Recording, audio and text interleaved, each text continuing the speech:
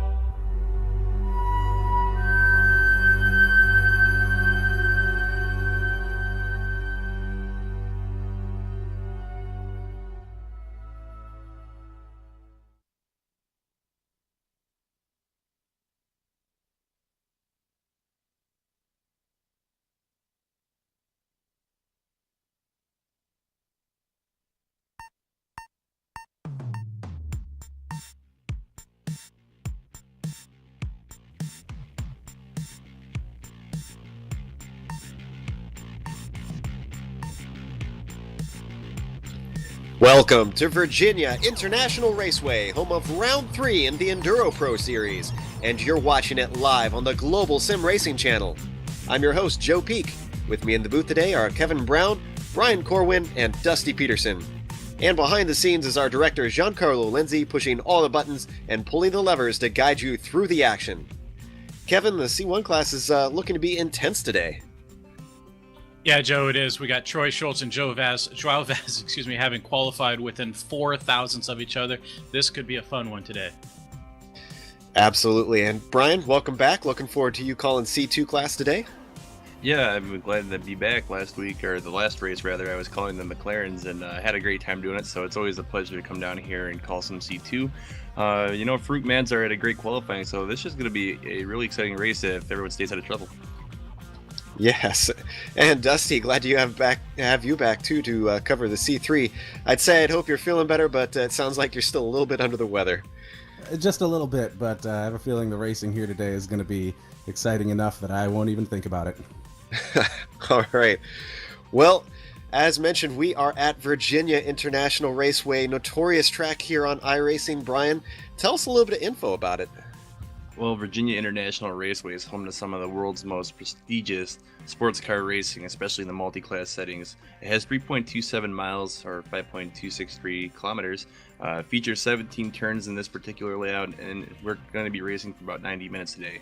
The track has some very technical areas, such as the Oak Tree, which has a very tricky corner exit, and then also the snake bends and roller coaster sections are very tough for cars trying to navigate through traffic, Joe. So needless to say, if people can get to this long straights without any drama, they're going to have a great race, but they have to navigate those corners. Yeah, so something to watch out for today is guys possibly going off all over because there's just so many places to mess up the lap around here. But as they fight very hard, they are fighting for prizes, and in fact, they are fighting for gift certificates. $25 gift certificates are going to be given away to each class winner of the 3 classes we have racing today, and that is at SimSeats, www.sim-seats.com. Those guys are giving away some good potential prizes there for those guys to go and claim from their website.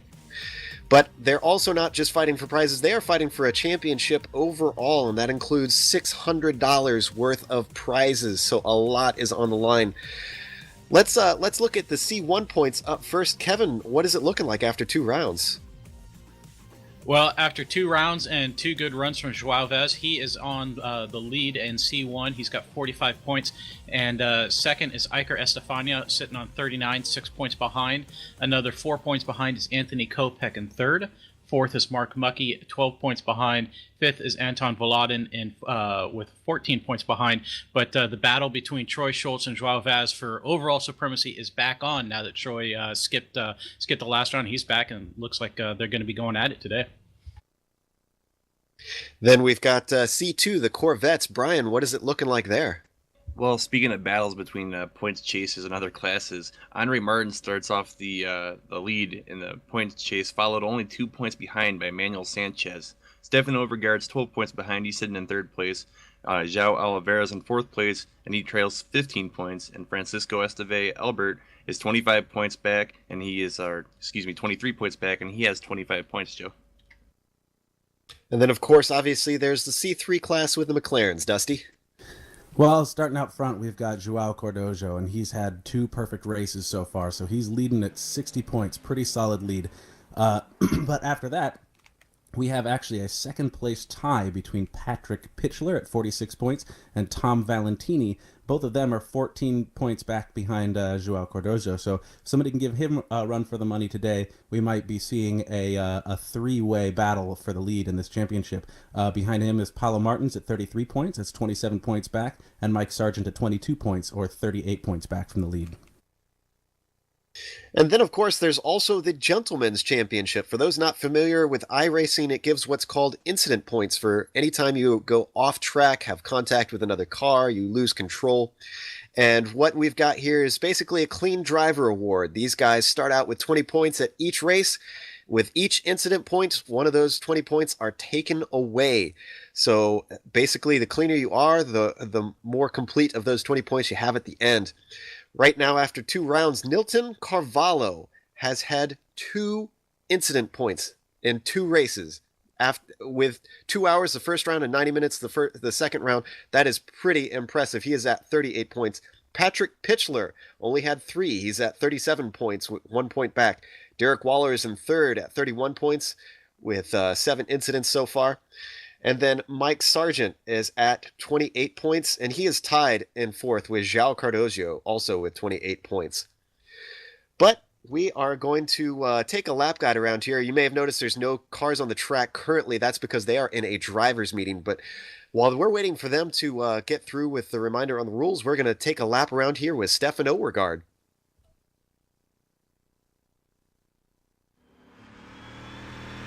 All right, Stefan Overgaard is behind the wheel of the GSRC Corvette, so let's do a lap around VIR. Coming down to the horseshoe, this first corner is going to be one of your best passing opportunities. But still, it's easy to get too ambitious and overshoot the turn. Going to be a late apex here, so you got to be really patient to get back onto the power. Once you do, get yourself back to the right because it's a short sprint to NASCAR Bend. Very tricky curved braking zone, so don't be surprised to see guys go wide or lose control. This takes you right into the left hook.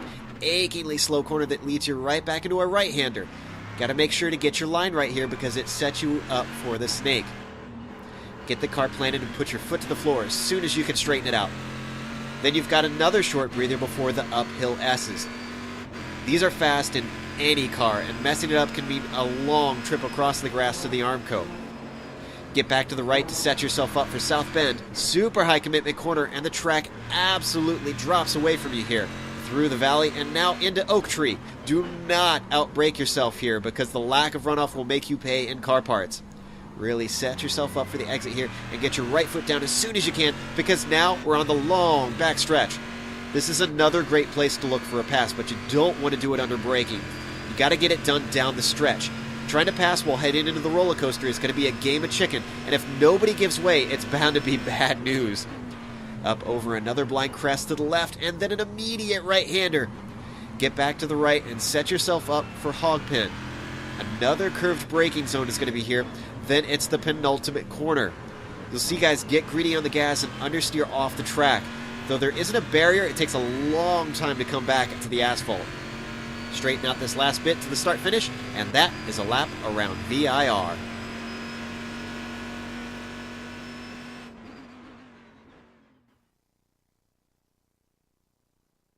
You can see just how technical that this track is all the way around. So there's a lot that these guys are going to have to be paying attention to, not just each other, but the track itself. As we wait for the drivers' meeting to continue, let's go through qualifying now that everybody has put a lap down. And up in C1, Kevin, it looks like it is a close fight. It is a close fight. It's the fight we've been asking for. Troy Schultz is on pole with a 1 minute 34.124. Joao Vaz will be outside of him with a 134.128. That is less than 4/1000ths. Second row will be Anthony Kopech and Aiden Walsingham, who has received a stop-and-go penalty for wearing the wrong number. Fifth is Iker Estefania. Sixth, Mark Mucky. Seventh, Anton Volodin. Eighth, Lars Conrad. Ninth, Lenoir Philippe. And 10th, Ramon Saeed, Joe. Then it looks like not quite as close of a fight, but it should be an interesting one for the Corvettes there, Brian. Yeah, Farouk Manzar is going to lead off the group today. He's on the pole.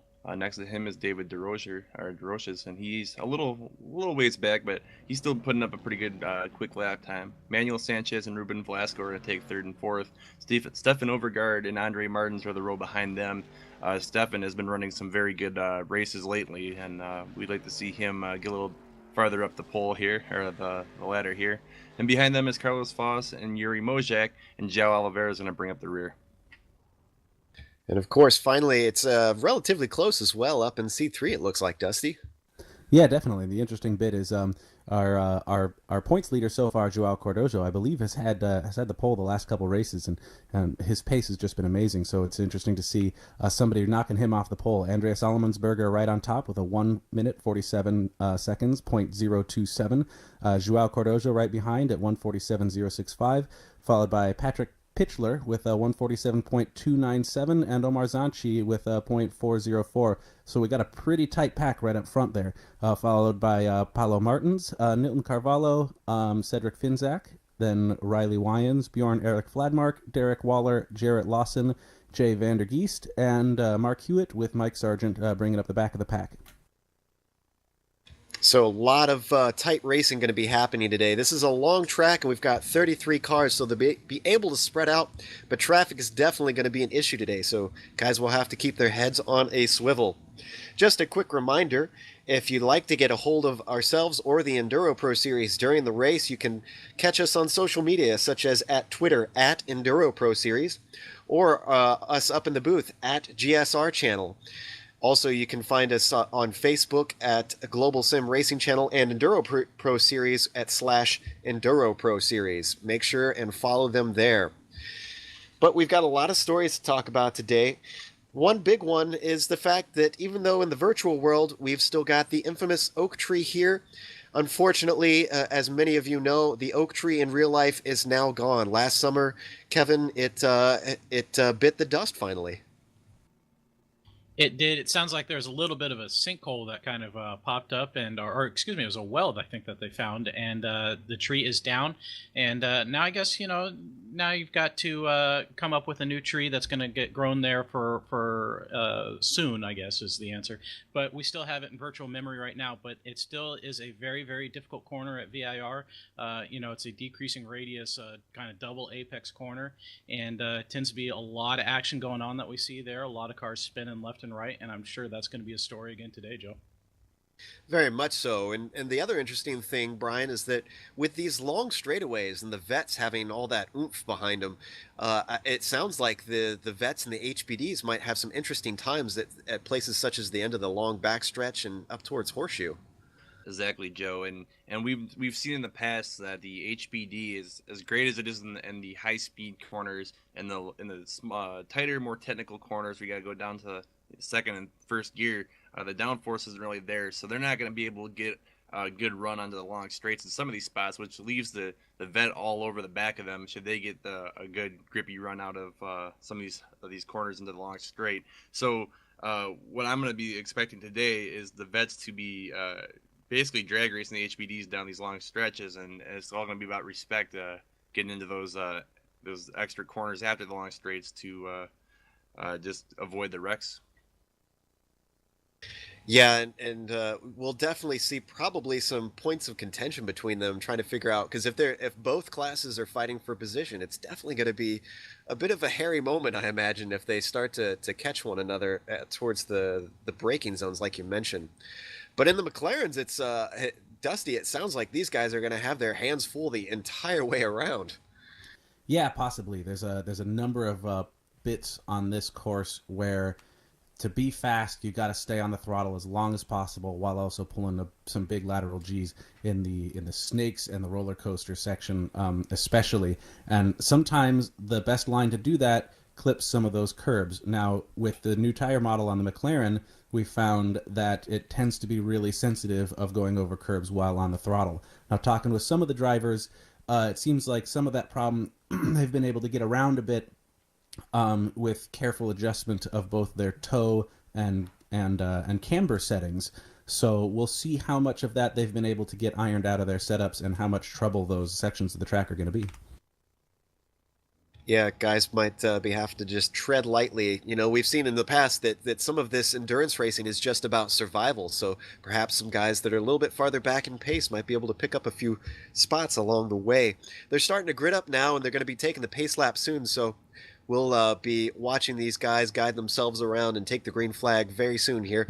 But in the meantime, as they're getting gridded up, one more thing we should mention is that Patrick Pitchler, who has been a guy who's been trying to get into the series officially, is now an official member of this EnduroPro series. And what we mean by that is if you see guys with a 900 number or above, they are trying to work themselves in. They're effectively on probation. Guys who took part in round 0, as we call it at Suzuka, the qualifying round, are in no matter what. They're fighting for the championship. But if you did not take part, then you have to prove yourself as a clean driver. If you have any problems such as black flags with other cars, contact with other cars, then you are under the scrutiny of the marshals. Your chances are lessened of being able to get into this thing, and they might actually not let you come to any more races if you raise their ire enough. So Patrick Pitchler has now proved himself worthy to be taking part, so his number is no longer in the 900s. Guys who are still working on that, though, are Jiri Mojak, Braden Eves, Jaden Conwright, and Riley Wyans. So keep an eye on those guys. They're going to have to tiptoe quite lightly around here. But you mentioned some of the zones such as the uphill snake, the S's heading towards South Bend, places like that, Dusty. And, you know, I feel like those are also going to be places that we have to watch out for traffic coming through. You know, Kevin, the downforce on these cars, we keep talking about the C1 cars being so much faster in the corners. It seems like that's a place where the C1 class is really just going to be held up if they found themselves caught behind the other classes. Yeah, the climbing S's are pretty much a flat-out section for the HPDs. Very, very, very, very, very fast. It's just about making sure you hit the right line. Whereas in the Corvettes and the McLarens, they're going quite a bit slower through there. They just don't have the aero grip that the HPD does. But even more critical is South Bend, right after the climbing S's, where the HPDs can just absolutely fly compared to the Corvettes and the McLarens. So HPDs, we're going to see them once they come out of the snake, and there's that short little straight before the climbing S's. They're going to be desperate to get around any GT car that they can and use that section as a pick on the guy that's chasing them. If they can do that, that's going to be a huge gap for them because it means that they're going to have quite a bit of track separating the two cars just from that little section right there. Well, it looks like they've taken off as the pace cars now leading them around on the pace lap. They're going to be going green next time by, but it's a long lap, so he got some time. Troy Schultz leading them away. As we mentioned, he was not here 2 weeks ago at Mid-Ohio. So, and for those not familiar with sim racing, these guys, most series have what's called drop weeks, and there's 2 drop weeks in this series. They're able to miss. They count all their best results except for their 2 worst. So that's how he's able to get away with that and still be in this championship. But he's back now, and the only thing that is different about that, Brian, is that guys that take up their drop weeks by completely missing, that means they have to be that much more perfect on the weeks that they do attend. Yeah, we kind of talked about that last week as well. Hold on a second. Looks like we have a HPD off to the side there on the pace lap. I don't know what's going on there. Did anyone else catch that? I didn't quite catch what's going on. Let's see if I can see what's going on. Can you tell us a little bit more about the points? Yeah, well, while you're trying to figure that out, Joe, basically what the drop weeks are in iRacing and in this series, you get you do your allotted races that are scheduled, and then you get 2 weeks that don't count against you. So if you have a track that maybe you're not comfortable with, or maybe you don't want to risk losing points that week because you know you're not going to have the pace for it, or maybe you have a personal problem with your family, or you just can't make the race. You get some leeway in the points chase. It's not going to be a burden for you to have to make every single race, and you can take at least 1 or 2 races off. So there is some strategy involved there. Like I said, if for some reason someone didn't want to race at VIR today, they could sit it out and then come back next week and still be in the hunt for the points chase. And that gives drivers some chance to really plan out how they want to run the schedule. Like in real life, some drivers don't run every race, but some drivers do run as many races as possible. It's just all about how you want to manage your points and where you're feeling safe and where your strengths and weaknesses are to plan out which weeks you want to drop if you're going to drop any. And speaking of the differences between real world racing and sim racing, the car that was off was Lenoir, actually. That was, I'm sorry, I'm looking at his name, Lenoir Philippe. He unfortunately had what we call a bad ping. It's a bad connection. He was blinking in and out of a respect for everyone else, since that makes it difficult to tell where you are, they just ask you to pull off, and he respectfully did. So unfortunately, he had the equivalent of just car problems on the pace lap, so he had to pull off. But we are getting ready to go green here as the pace car is pulling up towards the pit entry, so he should be peeling off. Now, the cars are not going to go right away when they get the green here. So they are going to wait until the start-finish line. Then Troy is able to accelerate as soon as he hits that line. Green flag is waved, but he's got to wait. We see a car behind him getting a little bit antsy. That was Aiden Walsingham, actually, I believe. And there he goes. There, our off C1 class is taking off towards Horseshoe. It looks like Troy got a very good jump on João Vaz, but I don't see any problems as they break for this first corner. What's C2 looking like? Fruitman's are at a great start. He got a huge jump, and he's already taken off out the door towards the Horseshoe. David DeRoche is right behind him. And then Manuel Sanchez also giving a little bit of room in the Horseshoe. Like we said, this is a 90-minute race, and if you make your mistakes now, there's probably no chance to come back with traffic management in the narrow tracks here. So Farouk's going to take the lead, followed by David DeRoche and Manuel Sanchez. Meanwhile, Dusty C3 class has taken off. Yeah, absolutely. And already we got João Cardozo he got a pretty good launch, trying to make a move on Andreas on that first corner, but didn't quite make it. We're too wide through corners 1 and 2, still between João Cardozo and Patrick Pitchler pushing forward. João has definitely moved through into the second position, so it looks like we're starting to line up here. And right off the line, we had a bit of contact between Paulo Martins and Omar Zanchi. It looked like a little bit of netcode contact as they came together there, but they've both continued. I can't quite tell if they have damage, but it's very early, so if they do, at least they've got the opportunity to possibly get that fixed. Let's hop back up to C1 and see what the leaders are doing, Kevin.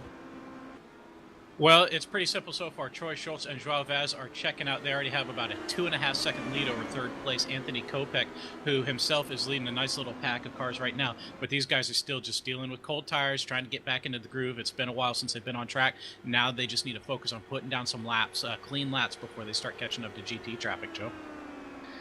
Yeah, already we've got a lap done here for the C1 class, and it looks like Vaz is keeping close touch with Schultz, and this is something that we were kind of hoping before. We talked a little bit before the race that these guys' pace are close over a long stint here. Obviously, we know that they can hot lap, but holding that up over a long period is a whole different game. But we've seen, Kevin, that João Vaz seems to have some of his demons a little bit dealt with. He did very good with traffic and managed to take the win at Mid-Ohio. I mean, what do you think about his chances here where it's a lot thicker throughout most of the lap? I think we're just going to have to wait and see. You know, we know that Joao is still kind of a rookie when it comes to traffic management, although he impressed us very much, as you said, with his run last round at Mid-Ohio. VIR is a whole nother case, though, because of the narrow track and the fact that you're basically always dealing with a corner in this car.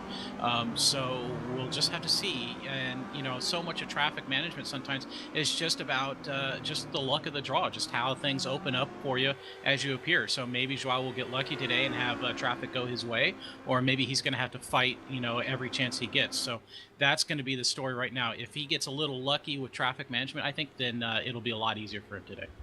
Meanwhile, I noticed we have a lead change in C3, Dusty. Yeah, absolutely. Joao Cordojo may not have had the pole, but he's definitely showing that skill that he's shown at just managing the track. Since you have to be so patient through all the corners on this track, really it's all going to be about launches into the straights, and that's what he did. He got a really fantastic launch onto the back straight and just went right past Andreas Alemansberger to get the lead. Now we're just going to have to see if Andreas is going to let that stand. And Joe, we've had a change for podium in C1. Anthony Kopech went off on the exit of Hogpen, and he's dropped down to 7th from 3rd. Oof, that's a harsh penalty for just a little bit of an off there, but looks like it's glad to see that he's still got it going. Meanwhile, Aiden Walsingham, I don't see him having taken his penalty yet, has he, or has he hopped in?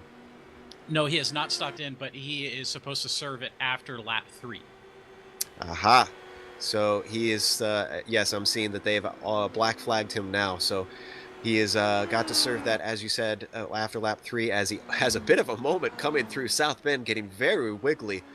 These cars seem quite on a knife edge on some of these corners, Kevin. They really are, and you know, the guys are just trying to fly through there, especially South Bend. You're kind of dealing with getting the car to rotate by using the brakes a little bit and trying to get it into a controlled slide around South Bend, just because it's such a fast corner and the car's a little loaded coming out of climbing S's. So yeah, they're definitely dealing with, and I watch Aiden lock it up going into the roller coaster, and he's off. So we're going to get yet another change for position as Iker Estefania drives right on by. So obviously not the start to Aiden's day that he wants. Joe, I just want to jump in real quick. David Drosha going through NASCAR Bend got a little sideways there. Went off the track temporarily, but was able to hold on to it. He let Ruben Velasco and Stefan Overgaard through, so there was a position change there. Also, early in the lap before, Manuel Sanchez had a little bit of trouble going through Oak Tree, and he got a little backlogged with all the traffic piled up right on his bumper. But he has, again, picked up the pace, and he is on his way towards getting his pace back to chase down Fruit Manzar, who's basically checked out so far in this race, Joe.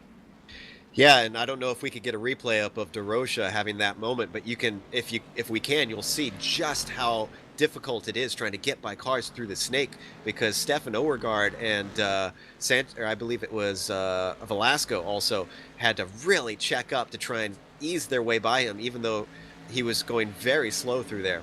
So already we're getting glimpses of just how tough it is to try and get by cars, even if you have a huge advantage.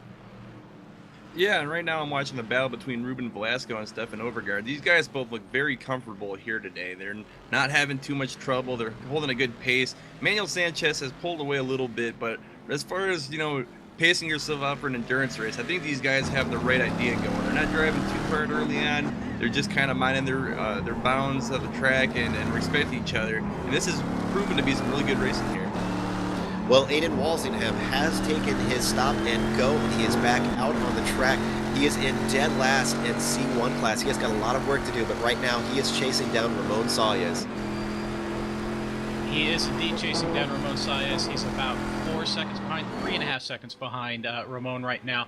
And so he's just got to, as you say, get up on the steering wheel and start putting down some good laps and see what he can do. However, I'm watching. Go ahead, sorry, whoever that was. Ramon Saez actually just went off, and that's one spot down for Aiden as he continues to try and make up the loss of time. I'm sorry, go ahead, Kevin.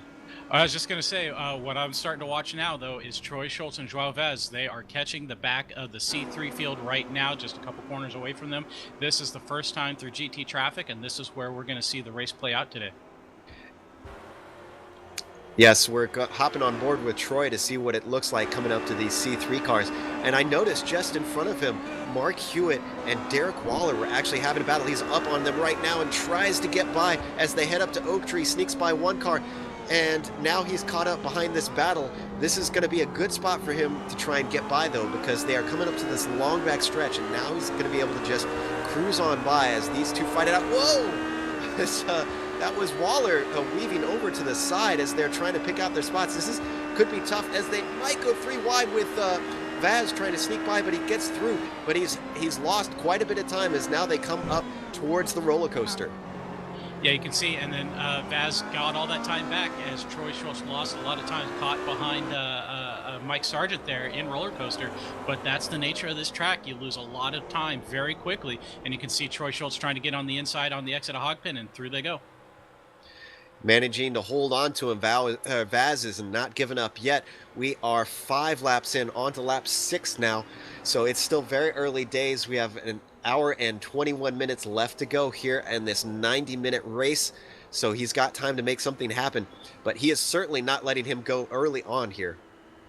Joe, I just want to jump in real quick and mention that Ruben Velasco has actually had a little bit of a nudge on the curb, and he lost quite a bit of traction. Right behind him, Stefan Overgaard sees him and slams on the brakes, and that kind of causes the accordion effect as Carlos Vaz almost goes into the back of him. So that gave Ruben some time to pull back ahead, but like I said, in this track, it's very technical and very tricky to pass. So if you have a car in front of you that is struggling a little bit, or maybe doesn't got the pace, it can be very frustrating to navigate through these twists and turns here at Virginia International Raceway, Joe. I don't know if you've noticed about any of the other cars, but it seems like when the Corvettes are hitting these curbs, it's almost picking the car up off the ground, which is why I think a lot of these cars here are struggling for traction in these heated battles.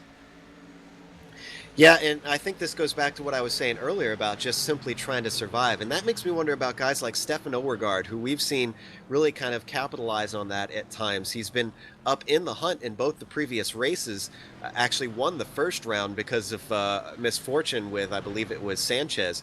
Or no, I'm sorry, that was Andre Martins, actually. And with him usually being able to be up there, but not quite up at the very front, I mean, I wonder if maybe if he can just keep it together today, he's another guy that could possibly get himself onto the podium or a potential win. Yeah, I think his chances are very good today. Obviously, his pace is down compared to Manuel Sanchez and Farouk Manzar, but he is a very consistent driver, and like you said, he capitalizes well on people's mistakes. So as long as he keeps the car clean, I don't think it's out of the cards for him. Well, let's jump back up to this battle for the lead in the C1 class, because they've got a bunch more traffic that they're coming up through the twisty bits here, as it looks like Schultz tries to get through that first bit there as he gets by Bjorn Erik Fladmark. But now he's got Cedric Finzak, Paulo Martins, and Omar Zanchi all close together here, and these guys are probably not going to want to give way. He's able to get by one car, but now he's got the rest of the S's coming up, and he looks like he's going to be stuck behind, but he's at least got one car between himself and Vaz. Yeah, and that's a little bit of a blessing for Joao Vaz. He had actually gotten gapped a little bit by Troy Schultz there through left hook because of that traffic, so that worked out well for Joao, although he got a little scared by the McLaren moving over a little bit, but back online, everybody's clean there. So this is a tricky spot for the HPDs. It feels like you're absolutely crawling when you're trying to get on the exit of Oak Tree with all these slower cars in front of you, but good job there to just carefully get on the power and go. Now they're heading down the backstretch as they scream by the C3 cars. Still got a bit of a gap back to Vaz here, and now he's got, as Vaz gets very close to a C3. That was Pitchler, actually, that he squeezed by under braking for the roller coaster. That's a dangerous spot to go side by side. Yeah, that was actually a good shot by Pitchler, seeing him coming. If Pitchler wasn't paying close attention there, didn't see that HPT, trying to nose his way into that spot, it could have easily come down on him. So definitely a good move by Pitchler, staying wide, letting him have that spot. Have that spot. And Dusty, here we've seen the effect on traffic for the C1 cars when they're dealing with C3. Troy Schultz gained over 2 seconds on that lap over Joao Vaz, and that's just from dealing with traffic right there. Yeah, they've definitely. spread out. I'm sorry. They've spread out a bit, but that means that things have tightened up slightly for the C3, even though João Cardoso is leading. We've seen this story before. The top 3 guys, the podium, is the same podium we've had in the previous 2 races. Cardoso, Almensberger, and Pitchler. And these guys, Pitchler and Almensberger, they are teammates, so they might have just a slight bit of advantage here working together, Dusty. Yeah, a little bit. These guys, I think they strategize well together. Always the pure racing team is running up at the front in this series. You always have a couple of these cars running next to each other, helping each other out, getting the most out of the draft and things like that. The interesting thing to note here with Joao, our points leader, if you watch how he manages the track, it's pretty brilliant. He knows that these guys have to be slow for him going through a lot of the twisty stuff in this track, so he's not being very aggressive, or as aggressive under braking as Andreas. So Andreas is trying to make moves, but traditionally he's doing it on braking.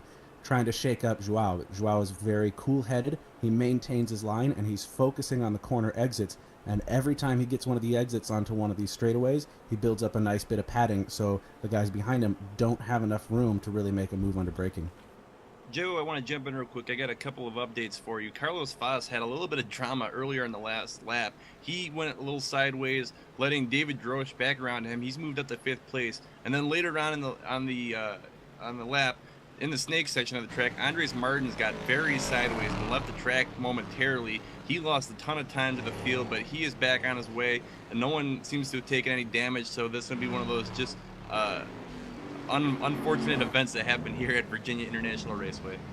And this is uncharacteristic for Martins, for him to be down in the position that he is. He's currently sitting in 7th out of 9 in the C2 class. And it seems like he might be struggling a bit. Have you been paying attention to how he's looking on track? Yeah, you know, I've been watching him on the screen for the last lap or two, and it just seems like that he doesn't feel confident here at this track. I can't speak for him personally because I don't really know the driver, but it seems like he's taking his time through a lot of these corners where other guys are going for it, and that's where he's losing a ton of the time.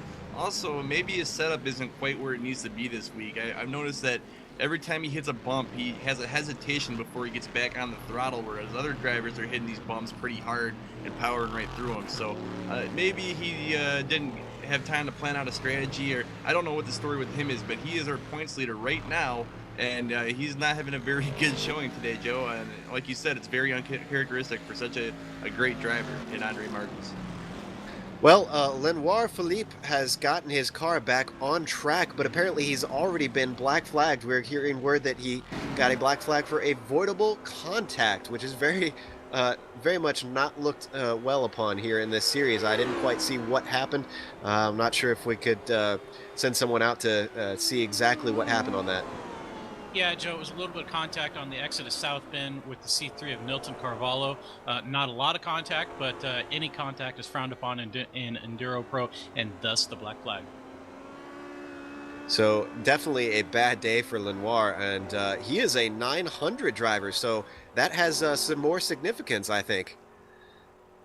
It does. He, you know, as we said, all the 900 guys are on a short leash, and I'm gonna go. Sorry, I'm just watching the battle between Troy Schultz and Joao Vaz, and I thought for a moment that Vaz was going to rear end Troy Schultz as Schultz was getting checked up by the Corvette of Andre Martin. So this battle in the C1 is back on. Yeah, they're trying to get by. That looks like Martins, actually. Yeah, that's Andre Martins that they are getting by right now as they screen down the back straightaway here. But it looks like the timing is just right once again. No, he gets on by as Vaz gets by that C2 car. Very brave move. He is doing everything that he can to hold on to Schultz. Yeah, Vaz has been proven to be a very aggressive driver, but he does a very good job when he's able to just catch a break here and there when he's managing traffic. Andre Martins probably felt very scared. I was actually riding on board, and just seeing those two guys coming up in his mirror, nearing that tricky roller coaster section must have been one of those heart-stopping adrenaline pump moments there, Joe. Very good traffic navigation on all three drivers going down that back straight. I'm actually a bit surprised at the number of drivers we've seen go too wide through that roller coaster, because that braking zone at the end of the backstretch is so curved and difficult in just about any car. As we've seen a car off, and that looks like Stefan Overgaard, who's letting the leaders in C1 go by as they now get backed up. But it's just such a narrow portion with a difficult braking zone. I can't believe so many guys are taking such risks early on. Yeah, it looked like Stefan Overgaard had a little bit of too much mirror driving going on there.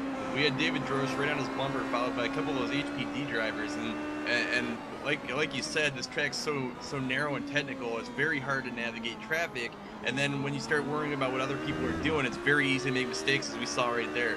Luckily, Stefan Overgaard was able to catch the car before it hit the wall, and he is back on the track now. He lost a little bit of time, but he is on his way, and he is back to his pace, Joe. Good to hear. Also, another note, Patrick Pitchler had an off at Oak Tree, but it sounds like he's able to continue. So good to see that he is still up there. Actually, I'm wondering, did he lose a position out of that? Yes, it looks like he did. Yeah, he lost a couple positions, actually. Omar Zanchi and Paulo Martins were able to to slip by him there. The things have got really hectic that last lap with the HPD traffic pushing up through the C3 class. Our leaders Joao Cordojo and Andreas Allemansberger got well separated by the HPDs coming through. Yeah, it looks like Cardozio's got himself a nice little buffer now, so he can at least breathe a little bit easier. And maybe his little technique that you were mentioning is really working well for him, because these guys behind him have been dropping just bit by bit. But also good to see Omar Zanchi back up on the podium here. He really featured well in that qualifying round at Suzuka. But then since then, we haven't seen a whole lot of him up towards the very front. But podium spot is nothing to be ashamed of around here. Yeah, definitely. I mean, we've got a long series to go. You know, if you're just staying anywhere toward the top, you're going to have a decent finish. You know, we were talking about the drop weeks earlier. The interesting thing about the drop weeks is that the point standings as the season goes through are somewhat revealing, but until you actually get to those last couple races, you don't necessarily really know what's going to happen, and things can shake up a lot. So, say you have you know, a driver that has not missed any races, and then another driver who has missed 2, and then on the last 2 races, the first driver misses the last 2, and the second one makes them. You could see somebody jumping clear up, you know, from maybe 5th or 6th position all the way up to 1st, just because of how those points work out. Absolutely. In the meantime, unfortunately, Anthony Kopech, it sounds like, was hit with a bit of a left hook. Joe, you're just the pun master. Yep, he got off track on the exit of left hook and drove it straight into the wall. He's in pit lane now trying to get repairs, but that car's got some heavy damage on the front of the end of his car. I don't know if he'll be able to rejoin. Our battle for the C1 lead just took an interesting turn a moment ago, well, about a lap ago, when Joao Vaz accidentally dropped his outside wheels on the approach to South Bend. That's a 170-mile-an-hour corner, and he put the car sideways through that corner at about 150 and somehow kept it on track and was able to rejoin. He lost a few tenths to Troy Schultz, but that could have been disastrous. Well, those few tenths just got given back to him as Schultz was held up behind a C2 car of Farouk Manzar coming through the snake. Now they're heading into the S's up towards South Bend, and it looks like he's already back on his tail, as this time he gets it right, and they're off into Oak Tree. They are indeed into Oak Tree, and that is Lenoir Philippe in front of them. And he's holds Troy Schultz up a little bit, moves over. I'm sure he'll probably just let off the throttle a little bit, allow Vaz and Schultz to just drive on by. Looks like he's going to do that. And Joe, I just wanted to point out, since we're with the C1s right now, watch how late they break into the roller coaster here. Long after all the other GT cars will start braking, the HPDs will come in and just absolutely grenade on the brakes and hook up at just times you think would be impossible to still make the corner. Yeah, it always amazes me just how much downforce that these cars produce, as we've got a blinking car, and there might have been a bit of contact, and Lenoir Philippe is actually off and into the barrier as well, and he has taken a tow and appears to be out of this race. That was a very hard hit for him, so a lot of stuff going on, as already we've got C1 cars lapping one another, so these guys are getting incredibly spread out. That was... Go ahead, Kevin. That was Ramon Sayas that we saw that blinked out. He suddenly had some very, very, very bad ping there. Fortunately, I'm not seeing any damage to the front of Troy Schultz's car, so maybe he got lucky there. But yeah, they are flying. We know that Schultz and Vaz have about almost a 30-second lead on the third-place C1 car, Joe. Yeah, it looks like on the screen we've got no damage from what I can tell. I'm not entirely sure. I'm waiting for confirmation on that one. But yeah, one of the things that I wanted to note about these cars, you mentioned all the downforce as they navigate some more C3 traffic here heading towards Oak Tree. Whew, just a little bit of a tire in the dirt from Troy Schultz. That's flirting with disaster. How difficult is it for them to travel so closely in the twisty bits with all that downforce? Did they lose a lot? Because I noticed that Vaz is able to hold pretty close, it seems, and not do too badly behind Schultz. Yeah, Joao does look like he's doing a pretty good job when he's been up close to Troy Schultz. He hasn't been super close to Troy a lot, though, so I'm not sure if maybe he is dealing with a little bit of reduction of downforce when he is close to Troy, which is very much a thing. When you get too close to the car in front of you, you don't get the clean air that normally you would. That means that you don't get the proper airflow. And Troy Schultz goes off the track, and this is going to be a change for the lead as they go 3 wide there through the exit hog pen onto the straight, Joe. I think we both saw that one coming. That was unfortunately lap traffic, but that's just how the game is played. Mike Sargent was trying to get out of the way, and Schultz had nowhere to go as he pushed off the track. Vaz, excellent job just capitalizing on that. Even though it was 3 wide, I got to give him credit. That was very good racing on his part. It was good racing, but I think that was also the only thing he had available for him. That was the only thing he could do, was just go ahead and make that move. If he tried to slow down, he was probably just going to go off the track. Meanwhile, we do have 2 retirements in the C1 field. Lenov Philippe and Anthony Kopech have both retired, Joe. So already, if you guys have are out before we're a third of the way through, and speaking of the time, as we're about an hour and 7 minutes left to go, what are pit stops going to be looking like today for each of these classes, guys? We've seen a 90-minute race once before, but that one was a little bit of a different beast with it being a shorter track. This one's a lot longer. It is a lot longer, but I think it's still pretty much the same. We're going to see about a one-stop strategy for the C1 cars, and it's a pretty big window. It's about 30 to 40 minutes long that they've got to choose. So, you know, it's going to be guys who are probably just going to do whatever the heck they want, I guess. I'm not really sure yet. I would say the same thing about the Corvettes. Actually, Joe, being new to the Corvettes, I don't have a lot of experience with their fuel usage, but like you said, this is a much longer track, so it's hard to say really when they're going to pit, but knowing the GT cars on the servers, I think we might be able to get by with one stop today. Well, it looks like the tables have seriously turned because Troy Schultz was held up by Jarrett Lawson, and now he's starting to lose contact with Joao Vaz, who's braking for turn 1 right now, although he's got C3 in front of him. But it seems like the lead car might have just a slight advantage if you are able to come up to the cars first and be able to kind of time it just right, because even though it was a traffic that allowed Vaz pass, for the most part he seemed to just get the worst end of the stick coming up to this traffic. I mean, how does that play out between these cars, guys? Is the traffic more of a blessing or the curse, or a mix of the two? Well, Joe, you know, I've been watching a few of these battles going on here.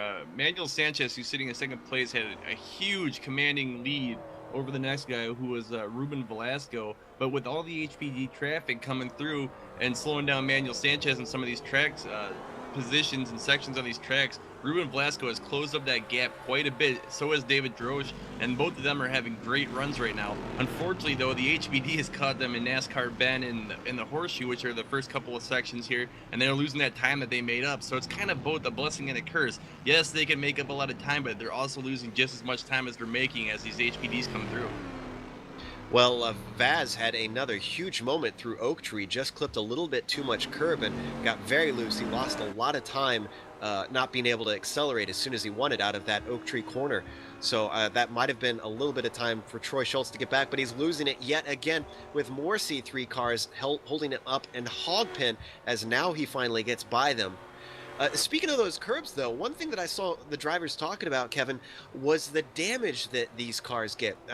I mean, it sounds like they have to be wary of any offs at all because it can hurt their downforce. Yeah, it doesn't take much to damage the front end of the HPD, and as soon as you do that, you're in bad shape. As Troy Schultz, he goes off at left hook. He's managed to rejoin the track, though, but that was a very scary moment for Troy Schultz. Now it seems like Troy, if he's not leading, he's a little bit rattled right now. He needs to kind of get it together and get some laps done. He's now lost 5 seconds behind Joao Vaz, Joe. Joe, I want to jump in really quick, sorry. Mark Hewitt had a huge go-around at the roller coaster section with about 15 cars all on a line right behind him. They had nowhere to go, and they got very bunched up, some of them even going too wide through that tricky section. No one seems to be taken out by it, and Martin was able to keep the car off the track once he got his car pointing the right direction. Everyone gets by unscathed, and positions have not changed. However, it looks like Jose Pedrosa Fernandez is also checked out of the race, so maybe someone did get clipped. Joe, that was a very scary moment for this track here at Virginia. Very much so. But yeah, I want to hop back to that C1 thing with Troy Schultz. I have to agree with you, Kevin, that it seems like this is not the Schultz that we're used to seeing. He's usually so dominant and just utter perfection out on that track, but he's been making a lot of mistakes, and it doesn't seem like he's as comfortable as he usually is. The thing I'm wondering is Troy Schultz is, like me, he's a Pacific Northwesterner, and it's still a little bit early in the morning. So I wonder if he was up just really, really early, helping out his team for the World Championship round today, and then here at Virginia International, he may be a little groggy, a little tired, and VIR requires just an utmost a level of attention right there, and maybe Troy just doesn't have it right now.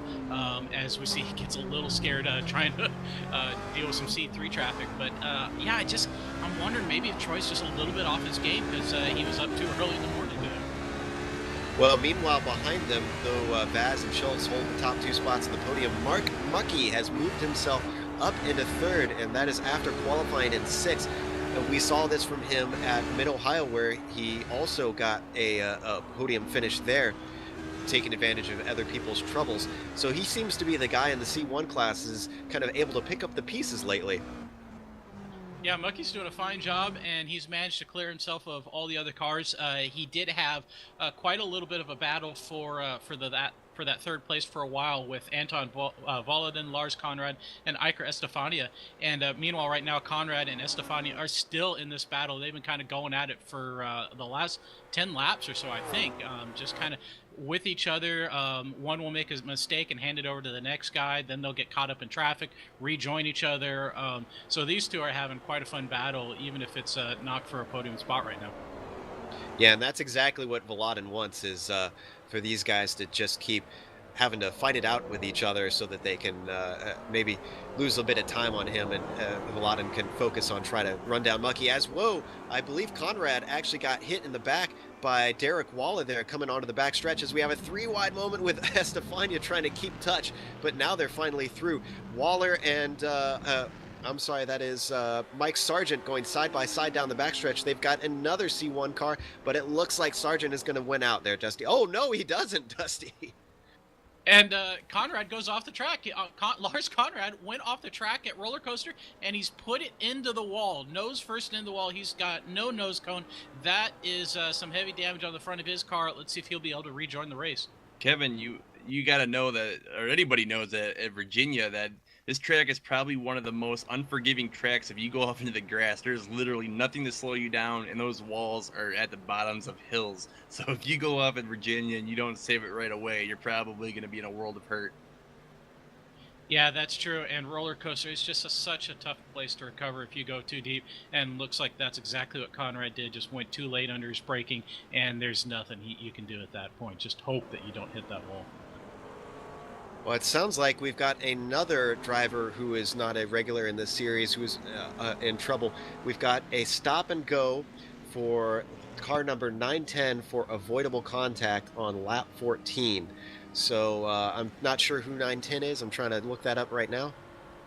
Looks like it's Jay Vander Geest who was into trouble. So a few guys, before a lot of those guys were doing pretty good keeping out of trouble, but VIR is certainly putting the hurt on those newcomers. Well, that's definitely a familiar name. Was he not in rounds 1 and 2? Did he just not make the qualifier round? That might be the case. I'm not entirely sure. I wonder, is it about 3, maybe then if they can do well in 3 races, they get in as a fully qualified driver? Might be the case. Well, let's hop back to the action on track, though, as things continue here. Boy, Vaz is starting to check out. He's got an 8-second lead over Schultz. Schultz slowly dropping back, obviously having trouble dealing with traffic and the track itself. But pit stops are yet to happen here, and Schultz is usually on his game on that one, so maybe he can make up some time there. Joe, I want to go into this developing battle that's been going on for actually a couple laps now. We've just been so busy with all this information that we haven't gotten to it.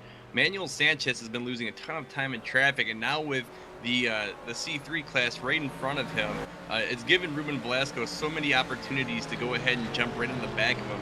Ruben's looked inside so many times and just haven't found the room to get around him. But now with all of these McLarens around, it could be possible that Manuel either gets stuck in traffic or uses one of them as a pick to get away from this battle developing right behind him there, too. Yeah, he's doing his best to try and pull away. David DeRocha, though, he's been trying, as we see, that is a HPD of Ramon Saez off track as they go by. DeRocha is doing a good job of trying to keep himself in this game. It seems like he's using traffic well to his advantage so far. He's hunting down Ruben Velasco, who's got Mike Sargent ahead of him, but it looks like he might be held up. No, they're going to go side by side as they head into the snake. And Velasco almost all the way off the track, it looked like there, which could be bad news because those curbs can really upset the car. This is definitely the spectacle of multi-class racing. If you watch it on TV or maybe you've gone to the races, you after a while it gets very difficult to say who's in one position on the track because there's so many cars intertwined, and it's like a never-ending freight train to an extent. And these battles are just getting even more exciting now that all of these guys are mixed together. Yeah, and it's something that you see at certain corners where cars just get backed up, and it looks like a New York traffic jam heading through. Velasco has got himself just a bit more breathing space coming towards the roller coaster here as DeRoche tries to catch up. They've got Derek Waller now between them, but hopefully he can get by this traffic cleanly and start to get that battle up into play as they fight for that third position in the C2 class, now heading onto the front stretch. So, yeah, it's just one of those, we keep talking about that give and take, but it's so true with these guys just constantly having to fight. It's what keeps this series so interesting, is these guys just, they don't know what's coming up ahead necessarily. Oh, as Velasco is held up by, who is that? That's Nilton Carvalho, and we've got a car off of Jake Vandergeest, who looks like he went into the wall in the horseshoe there. So a lot happening as it looks like there's a chance for possibly DeRoche to catch up. I also get word that Mark Hewitt went off and hit the wall in NASCAR Bend a little bit earlier. So it's definitely a tricky track here. Managing this traffic will be problematic. So unfortunately it happens, but I guess it's to be expected at a track like Virginia International Raceway. So a lot of stuff going on. Let's go through the top 5 in each class real quick before these pit stops start to kick off. João Vaz continuing to lead in C1. Troy Schultz trying to hunt him down.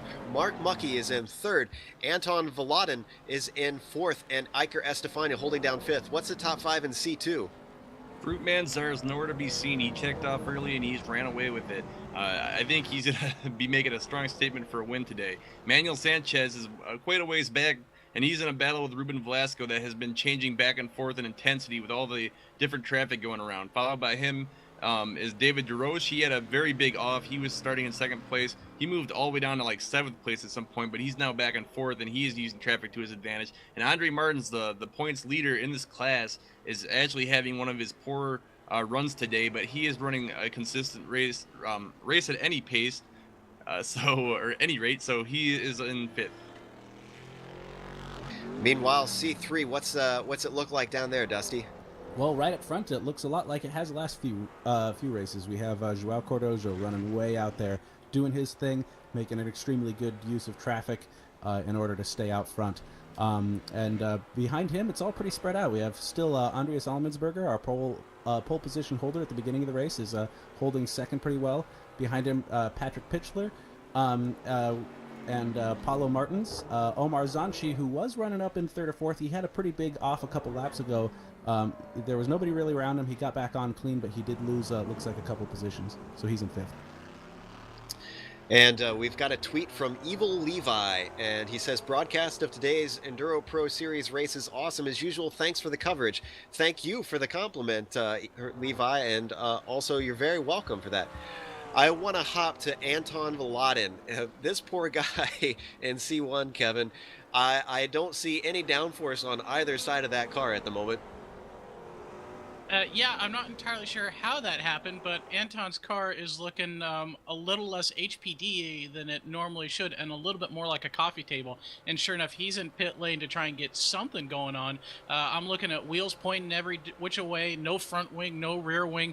That car looks like it's been through a blender right now, and he's going to have a difficult time running laps in that sort of state. Kevin, I'm getting word from our intern down at the news table that Anton Vladin actually hit Andreas Allmensberger, and they both had a huge crash. So unfortunately, that's where the damage came from, if that is in fact the case.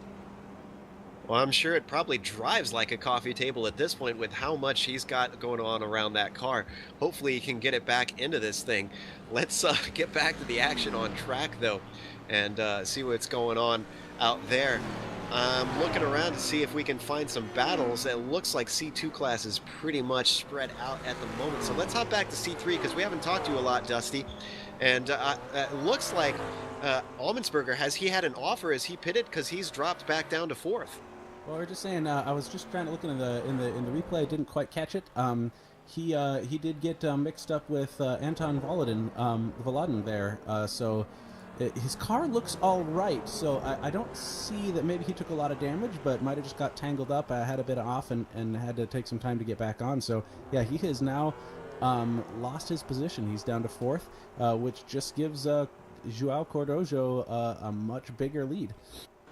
Well, Dusty, Allmensberger spun in front of Volodin and was kind of scooped up in the air by the HPD and tossed. So if Allmensberger doesn't have any damage, he is a very, very lucky driver.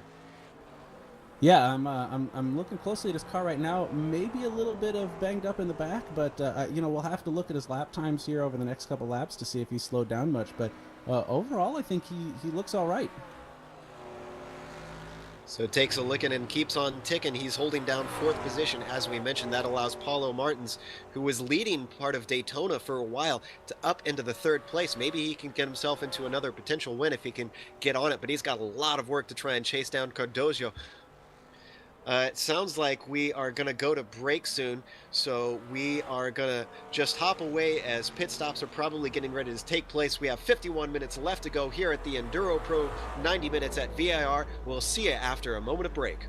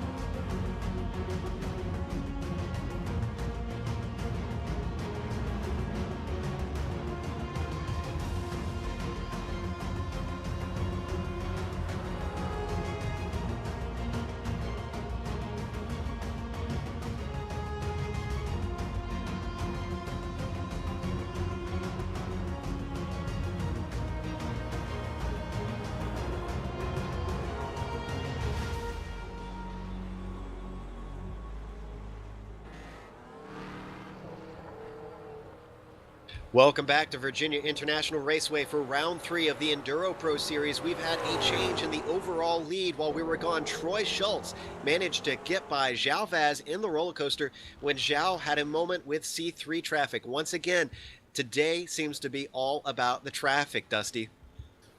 Yeah, definitely. I mean, Cardozo, João Cardozo has been using it to great effect. He's been very aggressive as far as holding his line when the HPDs are coming up behind him, so he doesn't lose as little time as possible. But in general, it's got the C3 cars pretty well spread out at this point. We do have pits done with our leaders. João Cardozo has been in. Patrick Pitzler and teammates Patrick Pitzler and Andreas Alemansberger have been in and out of the pits. So looks like our top 3 are still back in the same position. So a number of guys have been taking pit stops while we were gone. Also, a few drivers are out. Interestingly, they are all C1 class. So Lenoir Philippe is out, Anthony Kopek is out, and while we were gone, poor Lars Conrad coming through South Bend, he was the next victim of that fast and very dangerous corner as he bended into the wall.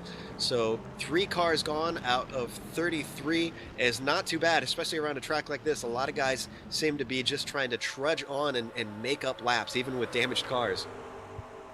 Yeah, we can see Ramon Saez is one of those. He had that early incident, and he is 4 laps down, but he's still out there running laps. Cars looking a little worse for the wear, but he's doing all right. Speaking of all right, Troy Schultz, 3.5 seconds into the lead. He's plugging away. He's back on form. He was rattled for a little while after he lost the lead to João, but Schultz back putting down some good laps, and then Vaz, as soon as he lost the lead, he started looking a little rattled around traffic, but he's putting down some good laps again. So just waiting for these guys to get into pit lane soon. They've got to be doing that at some point, I suspect. Well, just to show you how difficult it is around here, we only have 3 cars on the lead lap overall, and that is Schultz, Vaz, and Mucky. With only 7 cars in C1 class that are still running. They are just really moving through the field, and João Vaz has hopped into the pits. He has indeed, so I was pretty close to being right. He had to stop in the pits. He's got a little bit of damage on the right rear. Not sure if he's going to get that looked at, but seeing how much damage he had last time at Mid-Ohio that he didn't bother with, I don't think he will. So probably just fuel tires and away he'll go. And I don't think he's going to lose position at all, because Mucky is still coming up to Hogpen, and Vaz has been sitting in his stall for quite a while here. I believe he should be exiting quite soon once he gets that damage run. There he goes right now, back onto the track. And Mucky is actually heading in himself, so our final podium spot is coming in to get his pit stop done. Joe, speaking of pit stops, on the break, we had a little bit of drama going into the pits for Ruben Velasco. He was slamming on the brakes to not get a speeding penalty, and his car just went sideways really hard into the wall. Right now I'm watching him. It seems like he didn't stop to repair any of the damage. He got fuel and tires like he normally would and went off on his way, but it looks like he might be oversteering just a little bit as he had a few trouble spots giving up his position to Stefan I'm sorry, Jiri Mojak just went off right in front of him, and that was at Roller Coaster. So that is moved Stefan Overgaard and Ruben Velasco up. Let's look at the replay of that and see what happened to him. Looks like just under braking, the car just started to snap away from him, and there was nothing he could do. Thankfully, it looks like he was able to get it slowed down before that barrier that you mentioned that's at the bottom of that little hill. Well, he's going into the pits right now. He was one of the few drivers in the Corvette field, to not pit. I also think Farouk Manzar is also going to be going into the pits very shortly if he hasn't yet already, because he hasn't done it so yet. So right now our positions are a little scattered, but in a lap or 2 everything should be back to normal. It looks like Yuri doesn't got too much damage. He'll be going back on his way. Also, we've got our leader that has hopped in C1 class. Indeed, Troy Schultz in. That car looks pristine, so there's no damage to repair. Fuel, tires, and away he'll go, I'm sure. João Vaz is being held up by his C3 McLaren onto the main straight, and Troy Schultz is rolling. Looks like Schultz is going to have this one with a handy little gap. A little gap, but not a huge one, as Vaz didn't seem to lose too much time. And now Schultz is losing time as he's got Jarrett Lawson in front of him coming through the horseshoe. Oh, and he balks him. So Schultz continuing to lose time. Oh, and now there's contact. Contact as Lawson has been punted into the wall at NASCAR Bend. I don't think the stewards are going to be very happy about that one. I don't think so either. I don't want to have to resolve that because it looks like Jarrett was kind of a little bit unpredictable in where he was going to be, and I don't know that Troy knew what he was supposed to do there. But either way, I'm glad I'm not resolving that one. Yeah, I was kind of watching that unfold. I was thinking the same thing, that that Lawson was kind of not doing what you tend to expect of a slower car, that they're supposed to kind of pick their normal line and stick with that. They are indeed, and I'm trying to get word from the stewards right now. We'll see if there's how quickly they are to respond. Joe, you said it pretty good right there, though. When you're in a lower class car, not to say that you're a lower skilled driver, you're just in a car that's not as fast or high performing. Anyways, when you're in these lower class cars, you have to stay in a predictable line, and at a track like VIR, that is like the very most basic #1 rule you have to emphasize, is be very predictable, because there's nowhere to go to get around you, and that is why I think Lawson is having a bad day right now. And Lawson's having just a bad season in general. I remember he was pointing out a little bit earlier that he was 0 for 2 as far as finishing races, I believe. I don't think he's actually made it to the checkered flag. I'm not sure if he's continuing on right now, but that one, though, I think wasn't luck so much as, like we said, that I would kind of put that one on him squirming around and putting himself in a bad situation. Yeah, Joe, I tend to agree with you in most cases, but there's something that has to be said for Troy Schultz as well. As if you're unsure what the car in front of you is doing, you shouldn't attack. You should sit back and give it a few seconds to maybe work itself out again, because, like you said, that's a very technical area of the track. If you're unsure, I think your best bet is to just play it safe and be a little more conservative. I think that can go both ways in this instance, Joe. And speaking of which, Schultz had more trouble once again with João Oliveira in the C2 class holding him up. And I had to break in, Joe. Stefan Overgaard just got rammed in the back. He almost flipped his car over. He is going down the hill at the roller coaster section of the track. I didn't see who got him, but it did look like a McLaren. Overgaard is going to have to pit and get that thing looked at, because he is going to take a huge amount of damage. It looks like that was Ruben Velasco. That was, yeah. Yeah, Velasco just came up right on the back of him, and then he was in the middle of the track, and Velasco was hit by Aiden Washington. That was definitely not Walsingham. That was not his fault. He literally had nowhere to go, as Velasco was all the way splayed across the track, and that poor guy just found himself in a bad situation, so everybody's suffering. What a shame, Joe, we've got a change for the overall lead right now. Troy Schultz has been black flagged for that contact with Jarrett Lawson. He is in pit lane right now. João Vaz is our new overall leader. Boy, Schultz has got to be steaming right now under the helmet in that cockpit, the virtual cockpit, I should say, as he slows to a stop, and it looks like he's going to take his stop and go now. He's going very slowly into his pit stall. In fact, now he's holding. I'm not sure if this is a stop and hold or a stop and go here. I'm wondering if maybe he's taking advantage of a little iRacing rules loop and getting some fresh tires to attack the rest of this race. And he spins. Schultz spins on exit. I don't know what. And now he's hit. Ooh, helicoptering. That was Jiri Mojak who just came upon a spun and disabled Troy Schultz. And I think Schultz's day has got to be done by this point. Schultz has retired. I'm speechless, Joe. I'm absolutely speechless. I've never seen anything quite like that. Yeah, I don't exactly know what caused him to spin like that. These cars don't really generally have good acceleration from what I understand. So that was just a bizarre situation all around. Yeah, and poor Jiri Mojak left with pretty much nowhere to go, probably confused why there was a spinning HPD in front of him, and Mojak, I'm sure his car is completely ruined now too.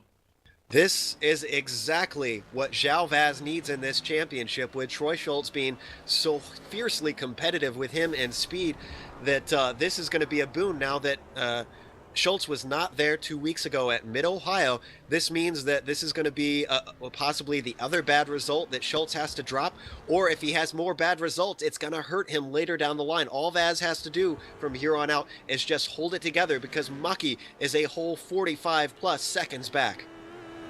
I just feel bad for Jiri Mojak in that situation, because he had nothing to do either. That was a very unfortunate event right there. And in the meantime, we've had some crazy battles going on in the C3 class. While Joao Cardojo has been running away in front, there's been a pretty contested battle for second between 4 cars: Paulo Martins, Patrick Pichler, Andreas Allemansberger, and Omar Zanchi. And Paulo Martins had spun and dropped back into 5th. And then after which, Omar Zanchi had a big off and got into the wall. So he's got some damage on his car now. Well, it goes back to what I was talking about a little bit earlier in the race of just keeping it together. Those guys that have kept it on the track and pointed forward are the ones that seem to be taking advantage of everything. And Joao Cardojo especially, this guy is just running away with it once again. Paulo Martins really doesn't have much for him. He is pretty far back down the field, it looks like.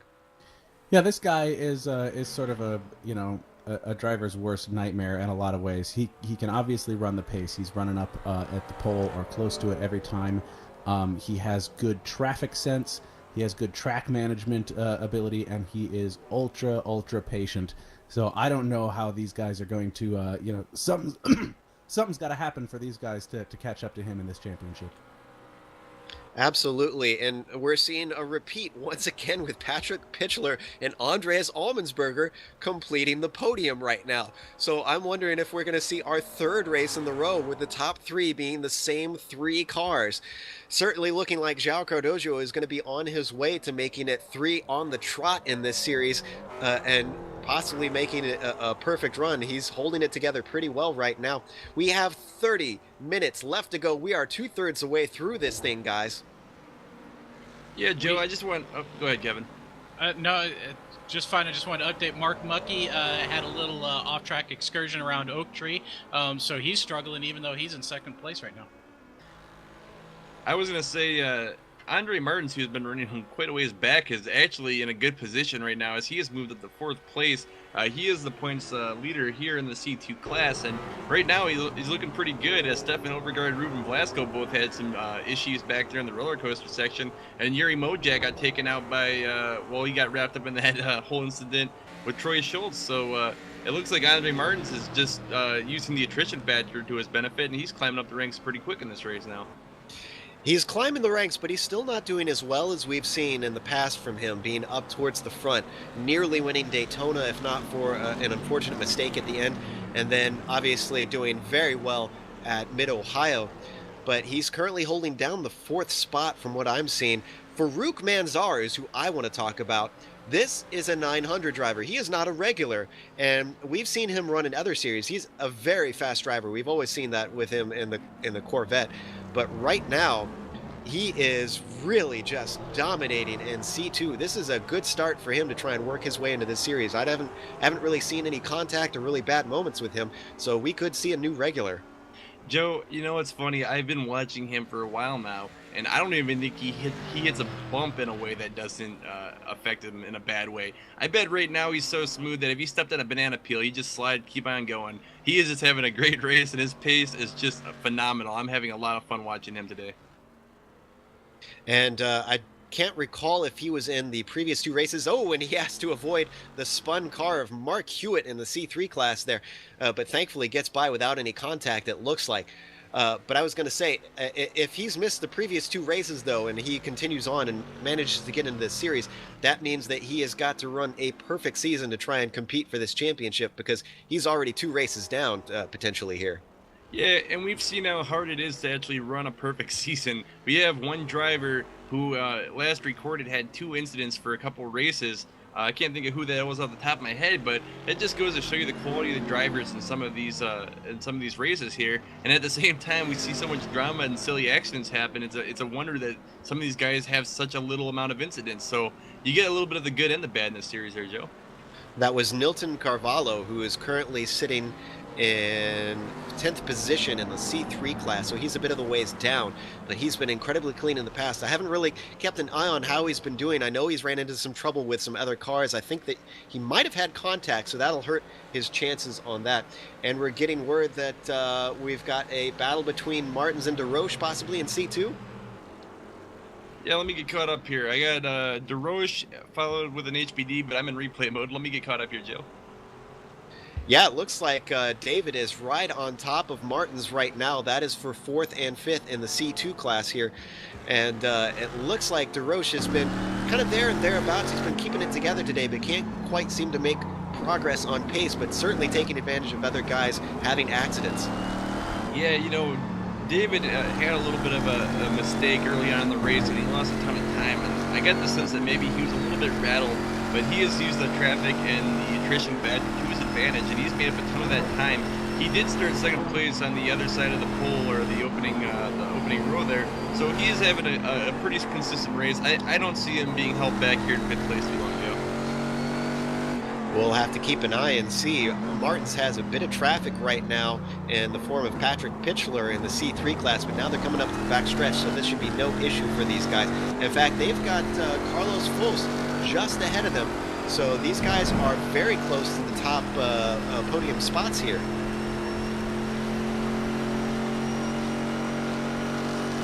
Well, as the race continues on, 27 minutes left to go. Most of these guys should be done with pit stops. If not, the last of the stragglers should be coming in very soon. And we are 35 laps in the C2. Let me see what it's like. 38 laps in to overall for the lead with João Vaz. As we watch this battle try to work itself out in the C2 class, it looks like it's not too close with DeRoche right now, although he's holding on quite nicely.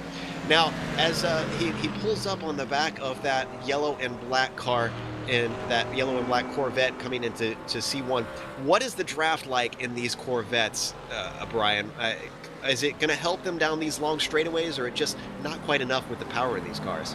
Well, it's an interesting idea to think about. I watched Stefan Overgaard and Velasco earlier in the race, both going at it down the front stretch of the horseshoe, and it got to the point where they were both struggling to brake because of all the speed they were pushing. And several times I would see Overgaard go on the inside and try and dive down, but there was just no grip there. So with the battle here with DeRoche and Martins, I hope they use a little more sense in that and maybe try to overtake each other in the corners where it's a little more tricky, because on the straight, I think with the speed that they're pushing and the technicality required for these hard turns at the end of the straights, I just don't think it's to their benefit to try and pass at the end of the straight, believe it or not. Meanwhile, Mike Sargent goes off in front of these two, but no harm, no foul. He gets it back on track, and they continue on by.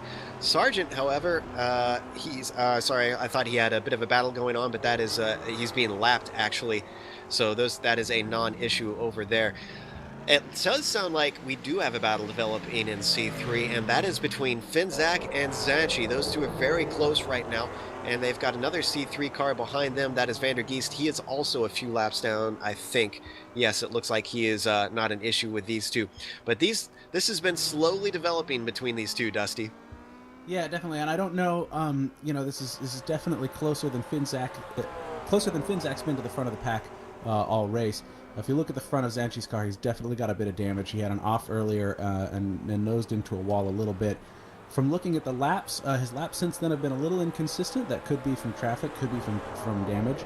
I think largely he's okay.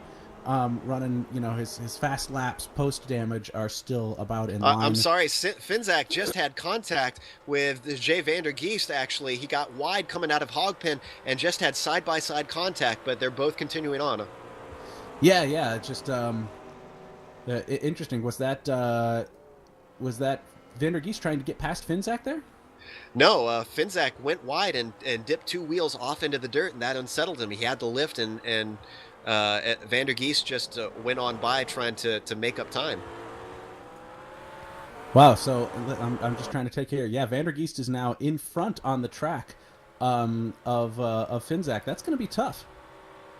But Van der Geest is actually a lap down. We're looking at the replay now of what happened. As you see, it looks like just a case of getting a little bit unsettled on the previous corner, and then Finzak just found himself understeering wide as he tried to collect his car, and then they had a glancing blow. So I think it's no harm, no foul. They seem to be driving okay. Van der Geest has every right, even though you are a lapped car. I mean, you're running your own race, so if someone makes a mistake in front of you, I mean, there's nothing that says you can't overtake a car that's a lap ahead of you. Oh, absolutely. It's going to make it a little tougher for Finzak to put pressure on Zanchi, because now he does have to get past Van der Geest, a car in the same class, which is never easy unless Van der Geest just lifts and lets him go by. Well, the battle seems to have been a bit neutered because Finzak lost a lot of time with that. So let's hop over to Bjorn Fladmark on Wyans here, because I understand that that's an even closer battle as they come down the back stretch. And it looks like he's got a decent draft, so he's pulling him in, but he's not going to be close enough as they come into the braking for the roller coaster here. This tricky crest, left-hander right into a right-hander, right up on the back of him now as he takes a nice tidy line up through there. Flatmark does, just holding on to the back of Wyans, and this is for the 7th and 8th position in the C3 class. Yeah, so far the C3 class has been pretty well spread out. Largely just because, you know, the traffic in this track is really hard to deal with. So when those HPDs really start picking through, it can be hard to stay up close. So we'll see these battles, you know, crop up through the race. You know, drivers of all different level skills. And we're on board with Flatmark, watching what it's like trying to run down Wyans as they come up to NASCAR Bend here. Another very difficult corner as he goes quite wide. And that is very easy to do in that corner. As we mentioned, it's curved braking, and if you're just a little bit off, you can dip a wheel into the grass, and that barrier is quite close there. It's bit its fair share of drivers. Yeah, Joe, you know, I want to jump over to the Corvette battle as it seems like Dusty needs to take a drink of water or something.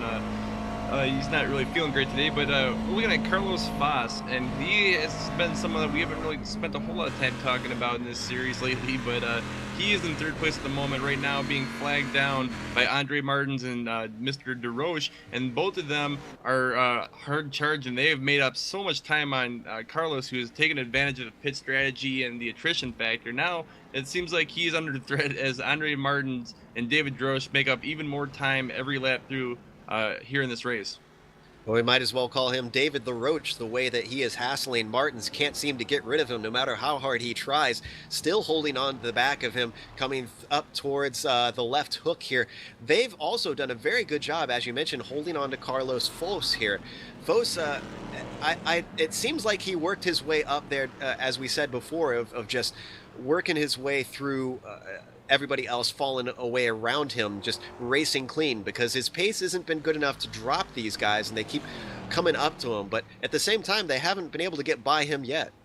You know, Joe, I think what happened was he pitted early while we were on break. Everyone went into the pits very different times, but traffic might have slowed everyone down, and now that a lot of the traffic's been thinned out and drivers have gotten a chance to get separated. Oh, Andres Martin had a big twitch there. He's going to lose that position to DeRoche. Back to my point, though, I think Foss has had the advantage of the early pit stop, and now everyone's just starting to catch back up to him, and he's going to filter back to 6th place. Well, the Roach skitters on by, so Martins has got to turn the lights on and try to get him back. So it looks like Roach has moved himself up into 4th now, and this is a very good run from him. I have to say, I'm very impressed with how he's doing, despite not seeing a whole lot of him in this series so far. Looks like we had a McLaren off. Did anyone see what happened there? That was Mark Hewitt, and I'm checking to see what exactly happened. It looks like he just had some trouble into Hogpen, got a little bit squirrely under braking, dips his right wheels off, and then he was off the track. I've seen a lot of guys have trouble with Hogpen. That's another one, Brian, that is quite tricky under braking with the way the track falls away and you've got a curved braking zone. Yeah, everything from roller coaster onto the front stretch is actually like probably my least favorite section in all of racing, next to the hairpin over at the beginning of Brands Hatch. That whole just up and down and the off camber, it just makes it very difficult to brake and fight through traffic there. So that has seemed to be a place where drivers are prone. Andres Martin had a big spin. It looks like he's going to hit the tire wall and take a ton of damage. He has lost all of that time that he has made up. Unfortunately, it looks like he might need to make a pit stop or he's going to have a bad day. And right now, it looks like DeRoche got a huge run on Foss, who saw that spin happen. Andres Martin has dropped out of the race, and Foss is now under attack by the Roach. Joe, that was a crazy turn of events there in the last couple of seconds there. Very much so, and man, you got to feel for Martins, who is just off his game today. Our winner of the last round is gonna hurt after this in the point standings. But boy, David is all over Foss now. He is running him down the backstretch. It looks like he is hungry to get himself onto the podium. Sorry, it looks like he's going to make that attempt pretty quick here, too, as he looked inside a little bit. Going up into the roller coaster section, he decided against it, as that is not an ideal place to pass in the Corvettes, as they lack a lot of that grip on the outside of that part of the track there. But coming out onto the front stretch area, he is going to have a huge run in the draft. I think he'll have the ability. Oh, and there's a bobble from Carlos Fos, and that allows David DeRoche to finally get by. So once again, DeRoche been able to hold on while everybody else around him falters. Yeah, I was just going to make the point that he was going to try and outbreak him in the draft on the inside coming down on the turn one, but I guess now my point is mute. Carlos Foss has lost quite a bit of time, but he is on his way again with HPD traffic coming back behind him. It looks like David Drosh has a long ways to go to catch up to Manuel Sanchez and Farouk Manzar. I think right now we're kind of at a stalemate until some more traffic comes into play, Joe. Mute point probably isn't going to say much, is it? Probably not. Sorry, I had to get a jab in. So DeRoche gets himself onto the podium and is running a fantastic race, although he's got a long way up to second place Manuel Sanchez, so he's going to have to work harder to do any further. And meanwhile, Farouk Manzar continues to lead by a large gap. In fact, he is nearly half a lap away from Sanchez in second place. So Manzar absolutely dominating. In fact, it seems like the top guys are really just the class of their field today in all three classes, because Cardozo is unfazed, Vaz is unfazed, and Manzar is unfazed. So all these guys just dominating everywhere. It looks like Velasco made up that lap that he lost to Yuri Mojak before his incident, but unfortunately he's going to have to tow back to the pits for reasons unknown. Hopefully the intern over there can get us some information. Right now, Voss is just bobbling all over the place trying to hold off from this HBD behind him. I think he might be a little shaken up after that turn of events he experienced back there. Yeah, but he's got a long ways back to Mark Muckey, so he can really relax quite a bit. All he's really got to focus on right now is the traffic at this point, and he should have it wrapped up. We've got 16 minutes left. Volodin just went off yet again. He's been having a hell of a day. Where is he off at? Actually, I'm trying to figure out. Yeah, on the exit of Hogpin, he went off, and then also Aiden Walsingham has just retired. I was just trying to find that one as well. Both these guys are running at the back of the C1 field and not really gaining time and struggling with their cars, and I think that's the end for both of them today. Well, we also got word that Velasco in the C2 class had to take a tow, so he's having a bad day as well. Muckey up into second at this point. He had third last time, and he's going to move one more step up the podium. You got to wonder if he can pull this trick all the way up into the lead at some point with the difficulties that C1 class has week after week. Iker Estefania, who had a very bad finish 2 weeks ago at Mid-Ohio, running into some trouble as he was trying to get himself onto the podium, is now quite solidly up into the podium spot. And I don't think he's going to have any trouble, because Volodin is in the pits trying to get repairs for what is, I believe, the second time of the day, possibly the third, as he pulls out. And obviously, as we mentioned, Aiden Walsingham is also out of this race. So we are down to 4 drivers in the C1 class left on the track. Well, actually, Joe, we are down to 5. The fifth one is Ramon Saez, who's 5 laps behind. He's kind of shown overall in the middle of the C3 McLaren field. So he is still out on track. He's just pretty much a non-factor for the overall standings. And kudos to Ramon for continuing on. We always say this, but it really is admirable when you are way down in the field to just keep at it, get back out, run those laps. You never know what can happen. I mean, essentially until we are 5 laps to go for Ramon, he's still got to stay in this and keep trying, because he could still pick up a spot potentially. Less than 15 minutes left to go, and we got word that Nilton Carvalho and Jarrett Lawson had an off at the roller coaster. That is in the C3 class. Let's see if we can figure out what's going on there. It looks like Carvalho's actually in the pits. We're going to go to replay. It looks like Lawson was trying to hunt him down. And, we can see here Nilton Carvalho just got on the inside, got off into the grass a little bit and spun his car, and just collected Lawson on the way back over across the track. And Carvalho was the gentleman's leader in the clean driver competition, and he's had quite a bit of problems this race from what I'm seeing. I'm pretty sure this is going to drop him far down the standings. You know, to be honest, we've had a few cars with only 1 or 2 incident points in the last couple races. I'd be shocked if we had anybody under 5 by the end of today. I was gonna say, Joe, with the way the race is going, he had a 1-point advantage over Patrick Pickler for the gentleman driver. I don't think he's gonna be hurting too bad with that minor incident there. Pitchler's got himself up into second, but I don't know how many incidents he's racked up. I know he's had a few offs and problems along the way. He's got quite a ways to go up to João Cardoso in the C3 class. But between Pitchler and Almensberger, those two teammates continuing to hold that second and third spot as they've done pretty much every single race so far this series.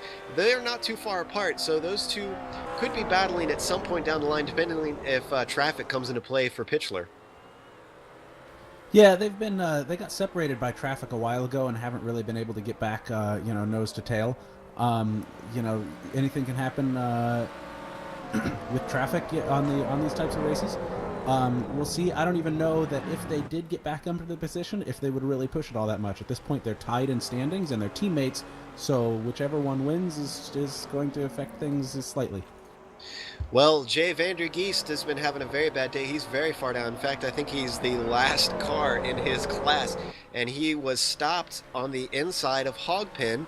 I'm not sure if he's still there. He's gotten it going now. Finally pulling it into the pits, but he was sitting still for quite a long time and not in a very good spot, I have to say. Yeah, it looks like he just he picked a curb and got a little loose, ended up just nosing into the inside guardrail, and then managed to get it going a little bit.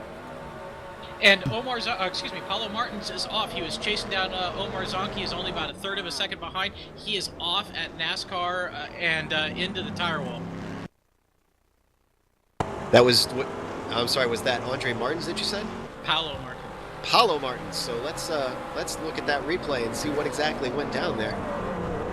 Yeah, it's just a light brush on the tire wall there. He is back on the track. Doesn't look like he's got even too much damage on his car there, so he might be able to finish this yet.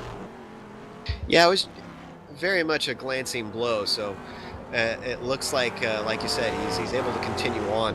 A lot of stuff going on. Real quick, an update.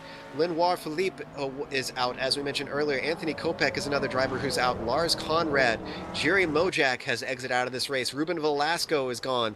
Troy Schultz is out of here. Nilton Carvalho is getting his car repaired, so he's still in it. Andre Martins is out of this race. And I believe that's everybody who is finally given up the ghost. As well, Joe. Yuri Mojak, who got just pummeled by the Troy Schultz situation. He is out of the race as well, Joe. As is Aiden Walsingham. So a number of guys just really having problems today. This is going to throw up some very interesting results in the championship in terms of guys who are able to capitalize on everybody else having problems. Namely David DeRoche, who is up in the podium in the C2 class and has just been doing an excellent job. I've been hugely impressed by this guy and the way that he's capitalized on everybody else's problems. This just goes to show that it's not always about that raw speed, especially in endurance racing. Sometimes it's just a matter of getting your strategy right and keeping it pointed the right direction. Yeah, you're right, Joe. And we are watching right now Bjorn Erik Fladmark, who's been chasing Riley Wyans for a number of laps. Hasn't really been able to do anything here, so I'm not sure if Fladmark is if he's faster, if he's looking for an opportunity, or if he's just kind of stuck behind Riley. Sometimes that happens when you catch up with another car. You wind up driving their pace if you're not able to pass them right away. Yeah, it's one of those difficult things that you can run them down, but you just can't find that right opportunity. Or, sometimes you get a situation where a driver might be taking it easy, and Wyans maybe, as soon as Fladmark catches him, decides it's time to pick up the pace and push it a little bit harder. But that could also work to Fladmark's advantage, Dusty. If he puts the pressure on just enough, maybe he can squeeze an error out of him. Yeah, definitely. I mean, that could be the strategy that Vladmark is using here. He could also be just holding off, maybe try to see if he can find a last lap pass. Um, it's tough to say. He's not really rubbing the guy's bumper, so I have a feeling these guys are just really similar in pace. He knows that if he pushes it, he's probably going to be stepping over that 100%. And getting them into trouble, and he probably just really wants to get to this race clean. Well, he had a bit of a bobble coming out of Oak Tree there, so he's lost a little bit of time to Wyans as he tries to run him down. They've got some lap traffic coming up as he moves over for Mucky to continue on by. So this battle has been neutered just a little bit here. We've got less than 10 minutes left on the clock. It is winding down now. At this point, with guys getting spread out, it's mostly going to be a matter of just keeping it on track, relaxing, try to not let the pressure get to you, and get it all the way to the checkered flag. Joe, I don't think there's anybody on the track as relaxed as Fruit Pans are right now. I've been watching him on board for the last couple of laps, and it just, like I said before, it's just something about his driving style and his pace that he just looks like nothing could go wrong for him right now. Hopefully I don't give him the commentator's curse, with still a little time left on the track, but I don't think I've seen him make a mistake in the last 5 laps, and he's just really impressing me as a 900 driver coming into this series. I wish I knew more about him so I could talk about his accomplishments, but right now, this is kind of an accomplishment in its own right. If you get this kind of lead at VIR with all of the traffic and all of the attrition going on around the track, you are doing something right. So I'm looking forward to seeing this guy in the future here in this EPS series. Meanwhile, Carlos Fos had a bit of an off at the roller coaster, just lost it a little bit under braking. That seems to be a common theme in these Corvettes coming up to that very difficult corner. So once more, Fos just having a bad latter half to this race. He had done so well in the first half to get himself up to the podium, but can't seem to hold on to it when it comes down to the pressure moment. Yeah, and I've been noticing that a lot of the Corvettes in this race. I don't know if some of these drivers came in with the right brake bias, because I feel like when they get to the hard braking zones, they either don't have enough to get stopped, or they have too much and they kind of slide out to the side. And that's been very problematic in the roller coaster section, because it's a little bit off camber, but it's also a little bit downhill, so your weight has kind of an awkward transfer. It's not like you're on a flat track like Sebring where you can just throw the brakes down as hard as you can. Here you got to be a little more gentle, and if your setup's not right, it's going to give you a lot of trouble. Absolutely. Well, with only 6 minutes left, and we've got 3 winners who are potential winners who are just absolutely dominating everybody else, we have to start thinking about the championship. And I know in the post-race interviews, some of the guys started talking about it's a little too early. I believe it was Vaz saying it's too early to talk about a championship. But every race counts here, I guess, except for the drop weeks. And, you have to be thinking about it at some point here, and your performance, you can't have slip-ups. It's the guys that minimize the mistakes that wind up at the front. And right now we're seeing some of those guys. It seems like the ones that are able to keep away from all the trouble are the ones that are slowly kind of working themselves up in the championship. Well, you kind of said it, and certainly in the C1 class, Joao Vaz, he's been a little bit more conservative than I thought he might be, the last couple rounds, and now he's going to have 3 good races under his belt, and he's going to have a handy lead over everybody else in C1. Troy Schultz has now basically taken both of his drop weeks, so that means that Troy Schultz is going to have to push the rest of the season to have a chance at the championship, whereas Joao Vaz will be able to be a little bit more conservative throughout the season and be able to take less risks. So it's sitting pretty well for Vaz right now. So I don't think it's too early to think about the championship. I think you absolutely have to start thinking about the championship. Yes, and as we mentioned, there are cash prizes for the championship winners. So you got to be thinking, I could have a nice little bonus in my pocket at the end of this thing. I mean, obviously these guys drive for fun, but they are driving for the competition and to prove themselves, and obviously a bit for the prizes as well. And speaking of which, don't forget, the winners in each class today are going to get $25 gift certificates for Sim Seats. That's www.sim-seats.com, that you can find that website. They are the proud sponsor of the prizes in this series. So, and, another mention, also don't forget our social media. You can get a hold of both GSRC and the EnduroPro series at GSR channel and at EnduroPro Series, respectively. Also on Facebook at /EnduroPro Series and /GS or Global Sim Racing channel if you want to follow us and get the latest updates and hear all kinds of news about the series that we broadcast. Meanwhile, less than 4 minutes to go now as it starts to wind down, and these guys are just putting on an incredible show today. It's been a lot. It's been quite hectic all around. We've had so much to keep track of, and I almost think that it's been as hectic for us as it has been for these drivers down in the cockpit. Yeah, there's been a lot of stories here on the track today, but nothing right now out of the ordinary in the Corvette's field, as we have spread out quite a bit from position to position. Right now, Fruit Manzar's heavy in the lead, followed by Manuel Sanchez, and in third place is David DeRose. So it looks like we have a lot of the guys that are in the points chase, and even a new face, still running strong in this race. And that's going to be very interesting in the points for the next season, the next race in the season there, Joe.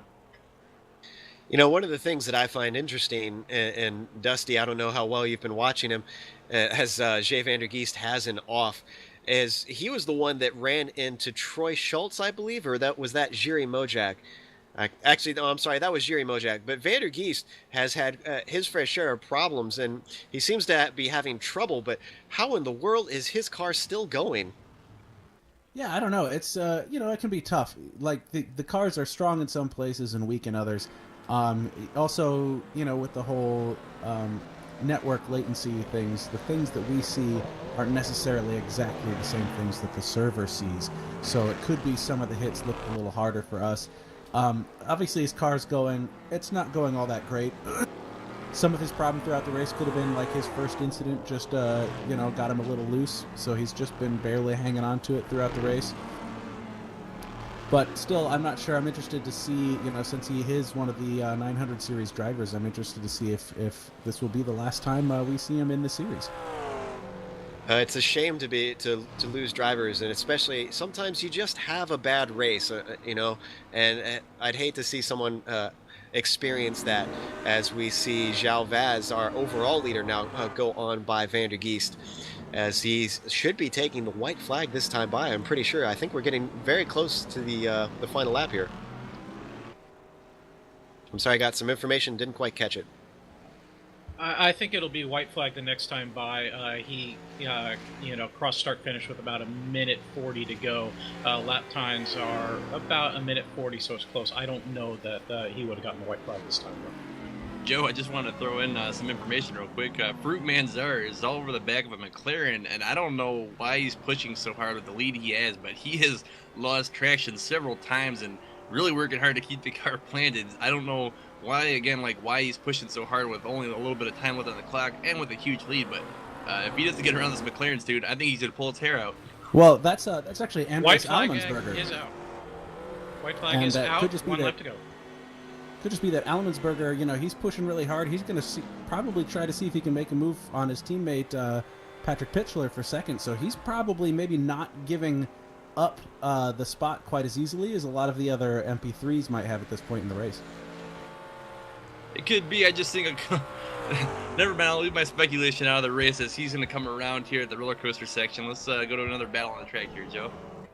Well, with the white flag out, I want to hop over to our overall leader, João Vaz, who is leading the way as he makes good with some traffic here. That's João Oliveira that he goes on by. In fact, he's got Iker Estefania that he's lapped, sitting right behind him. João Vaz just absolutely fantastic performance today. He had a bit of trouble early on, gave up the lead after making a brilliant move, really, to try and grab it from Troy Schultz. But honestly, has done well where others have faltered. He's heading down the backstretch now, and I think it's safe to say that he's got this in the bag over Mark. Yeah, it'd be a little difficult right now for Vaz to throw it away. He just needs to take it easy through this next couple of corners, and it's all his. Nice little 40-second lead that he's got over Mark Mucky. And sure enough, Vaz takes it easy through the roller coaster, one time through the hog pin, and it's all his.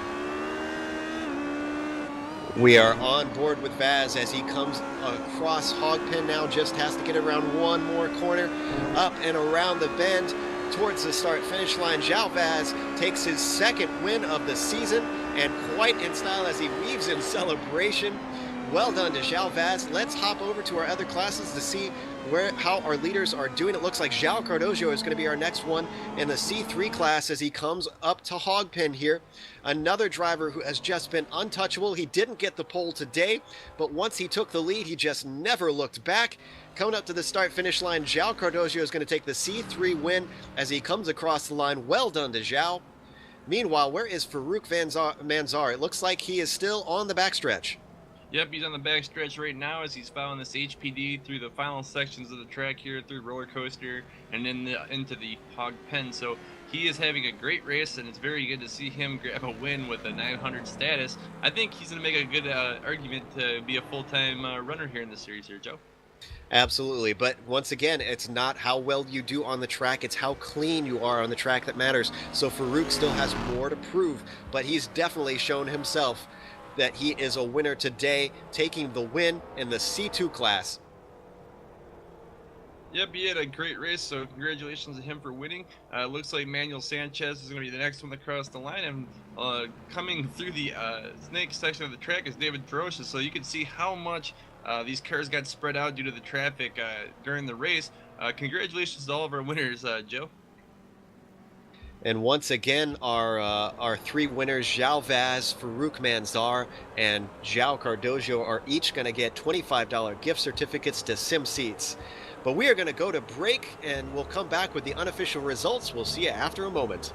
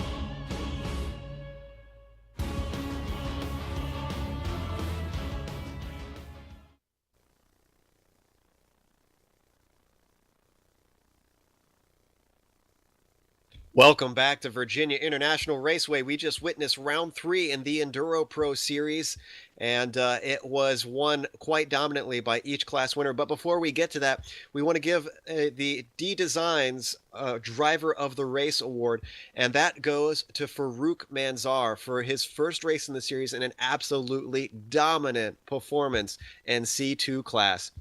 But now for the unofficial results in C1. Zhao Vaz takes the overall win with the only other car on the lead lap, Mark Muckey, in second. Iker Estefania finishes in third, with Anton Volodin finishing fourth. And then we get into the C2 class, Brian.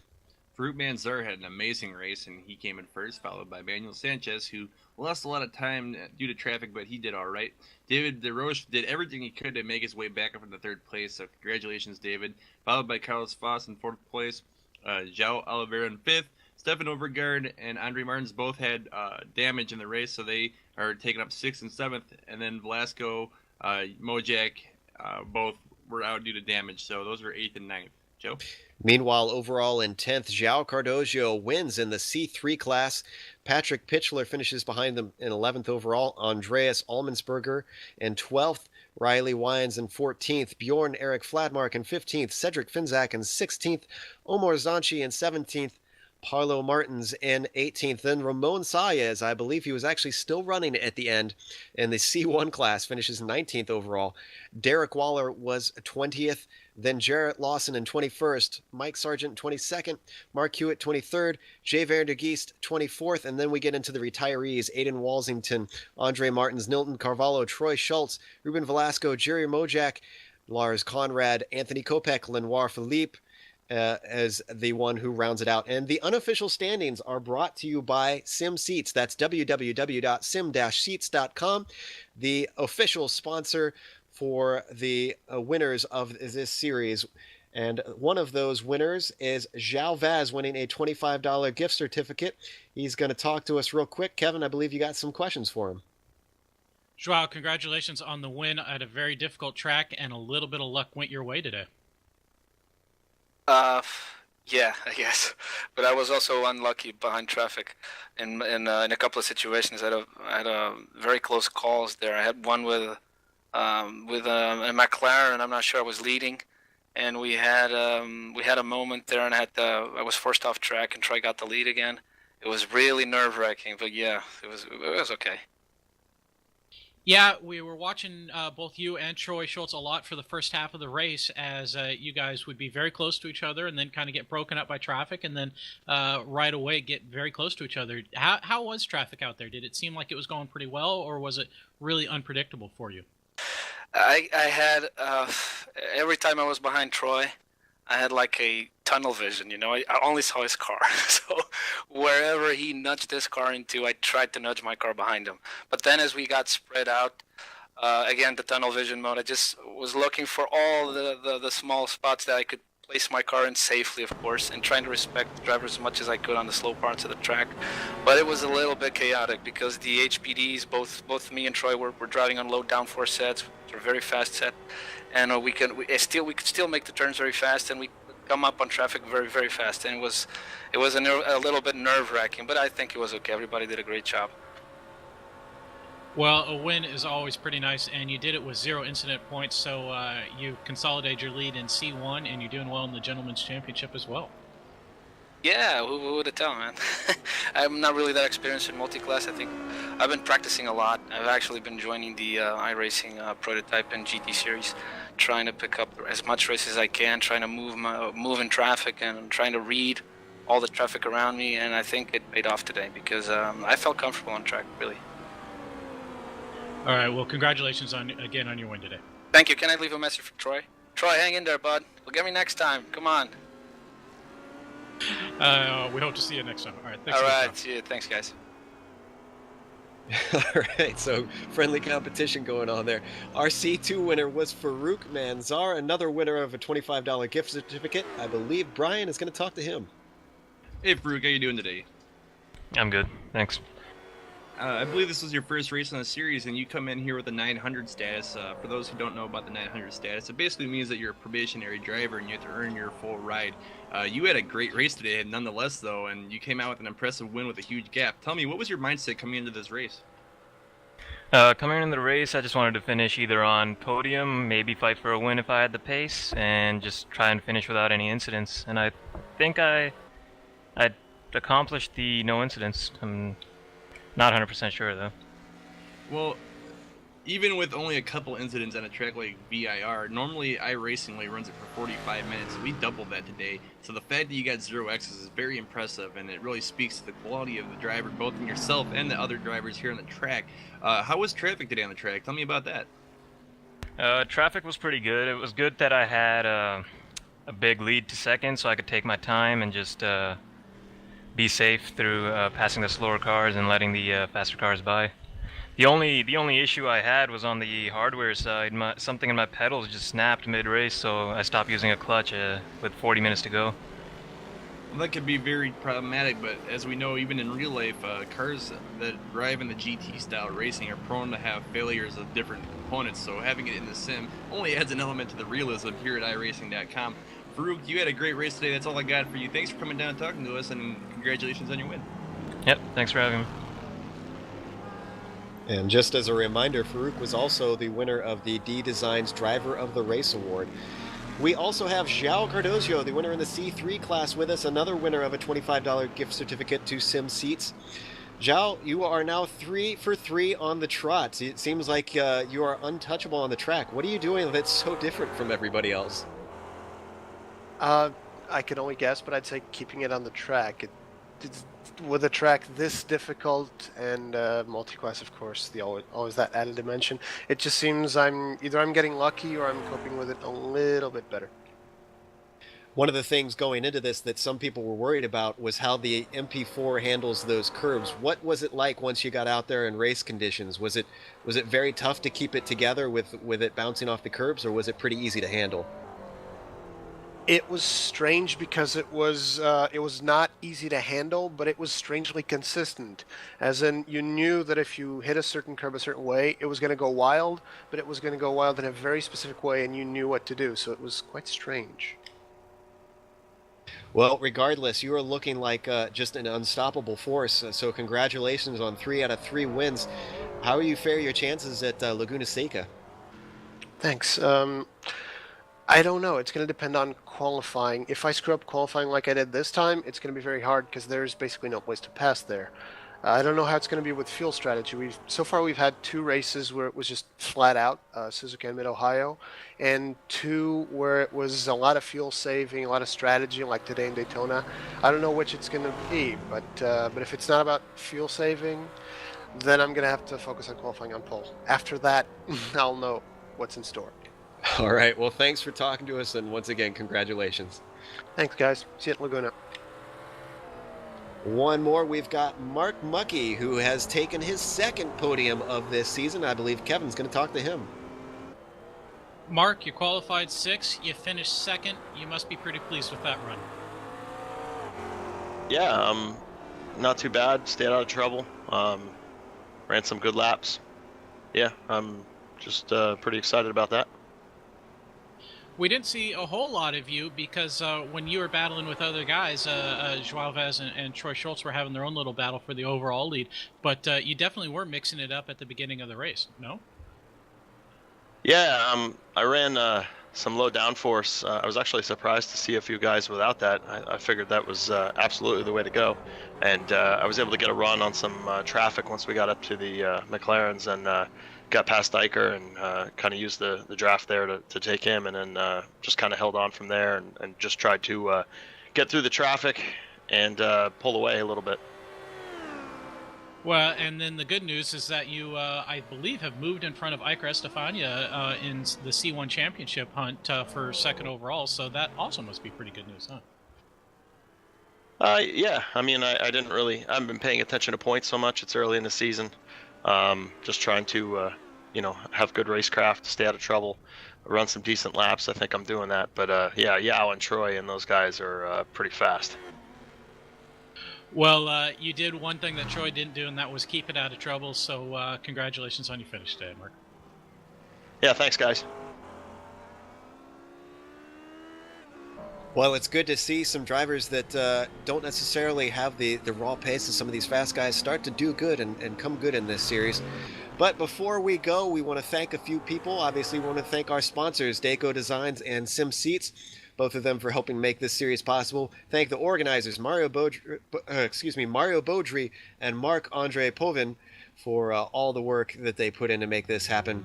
Thank you to the software and hardware that we use, iRacing.com, XSplit, Twitch TV, Audio Technica, and AverMedia. Also, thanks to the team today, Kevin, Giancarlo, Dusty, and Brian. Also to our spotter today, Daniel Benefield. If you'd like to find out more about the Global Sim Racing Channel, you can find it at www.globalsimracingchannel.com, along with archived races and race highlights. We're also on Twitter at GSR Channel and Facebook at /Global Sim Racing Channel.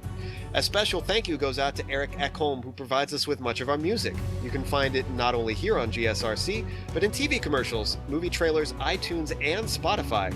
If you like our music, tell Eric we heard it at ericekholm.com. Additional thanks go to Casey Lalonde, who also provides us with the music for our broadcasts. You can find more of his music at caseylalonde.bandcamp.com. Our next race in the series, as we mentioned, is Laguna Seca. That takes place 2 weeks from now, Saturday, March 15th at 3:45 UTC, 3:45 p.m. UTC. Our next broadcast is coming up in about an hour or so. That is the GreenValleyLake.com MX5 World Tour. That is going to be at Sebring. That is at 7 p.m. UTC. Don't miss that series. It's always high action on the track. But until next time, race clean, race hard, and I'll see you on the track.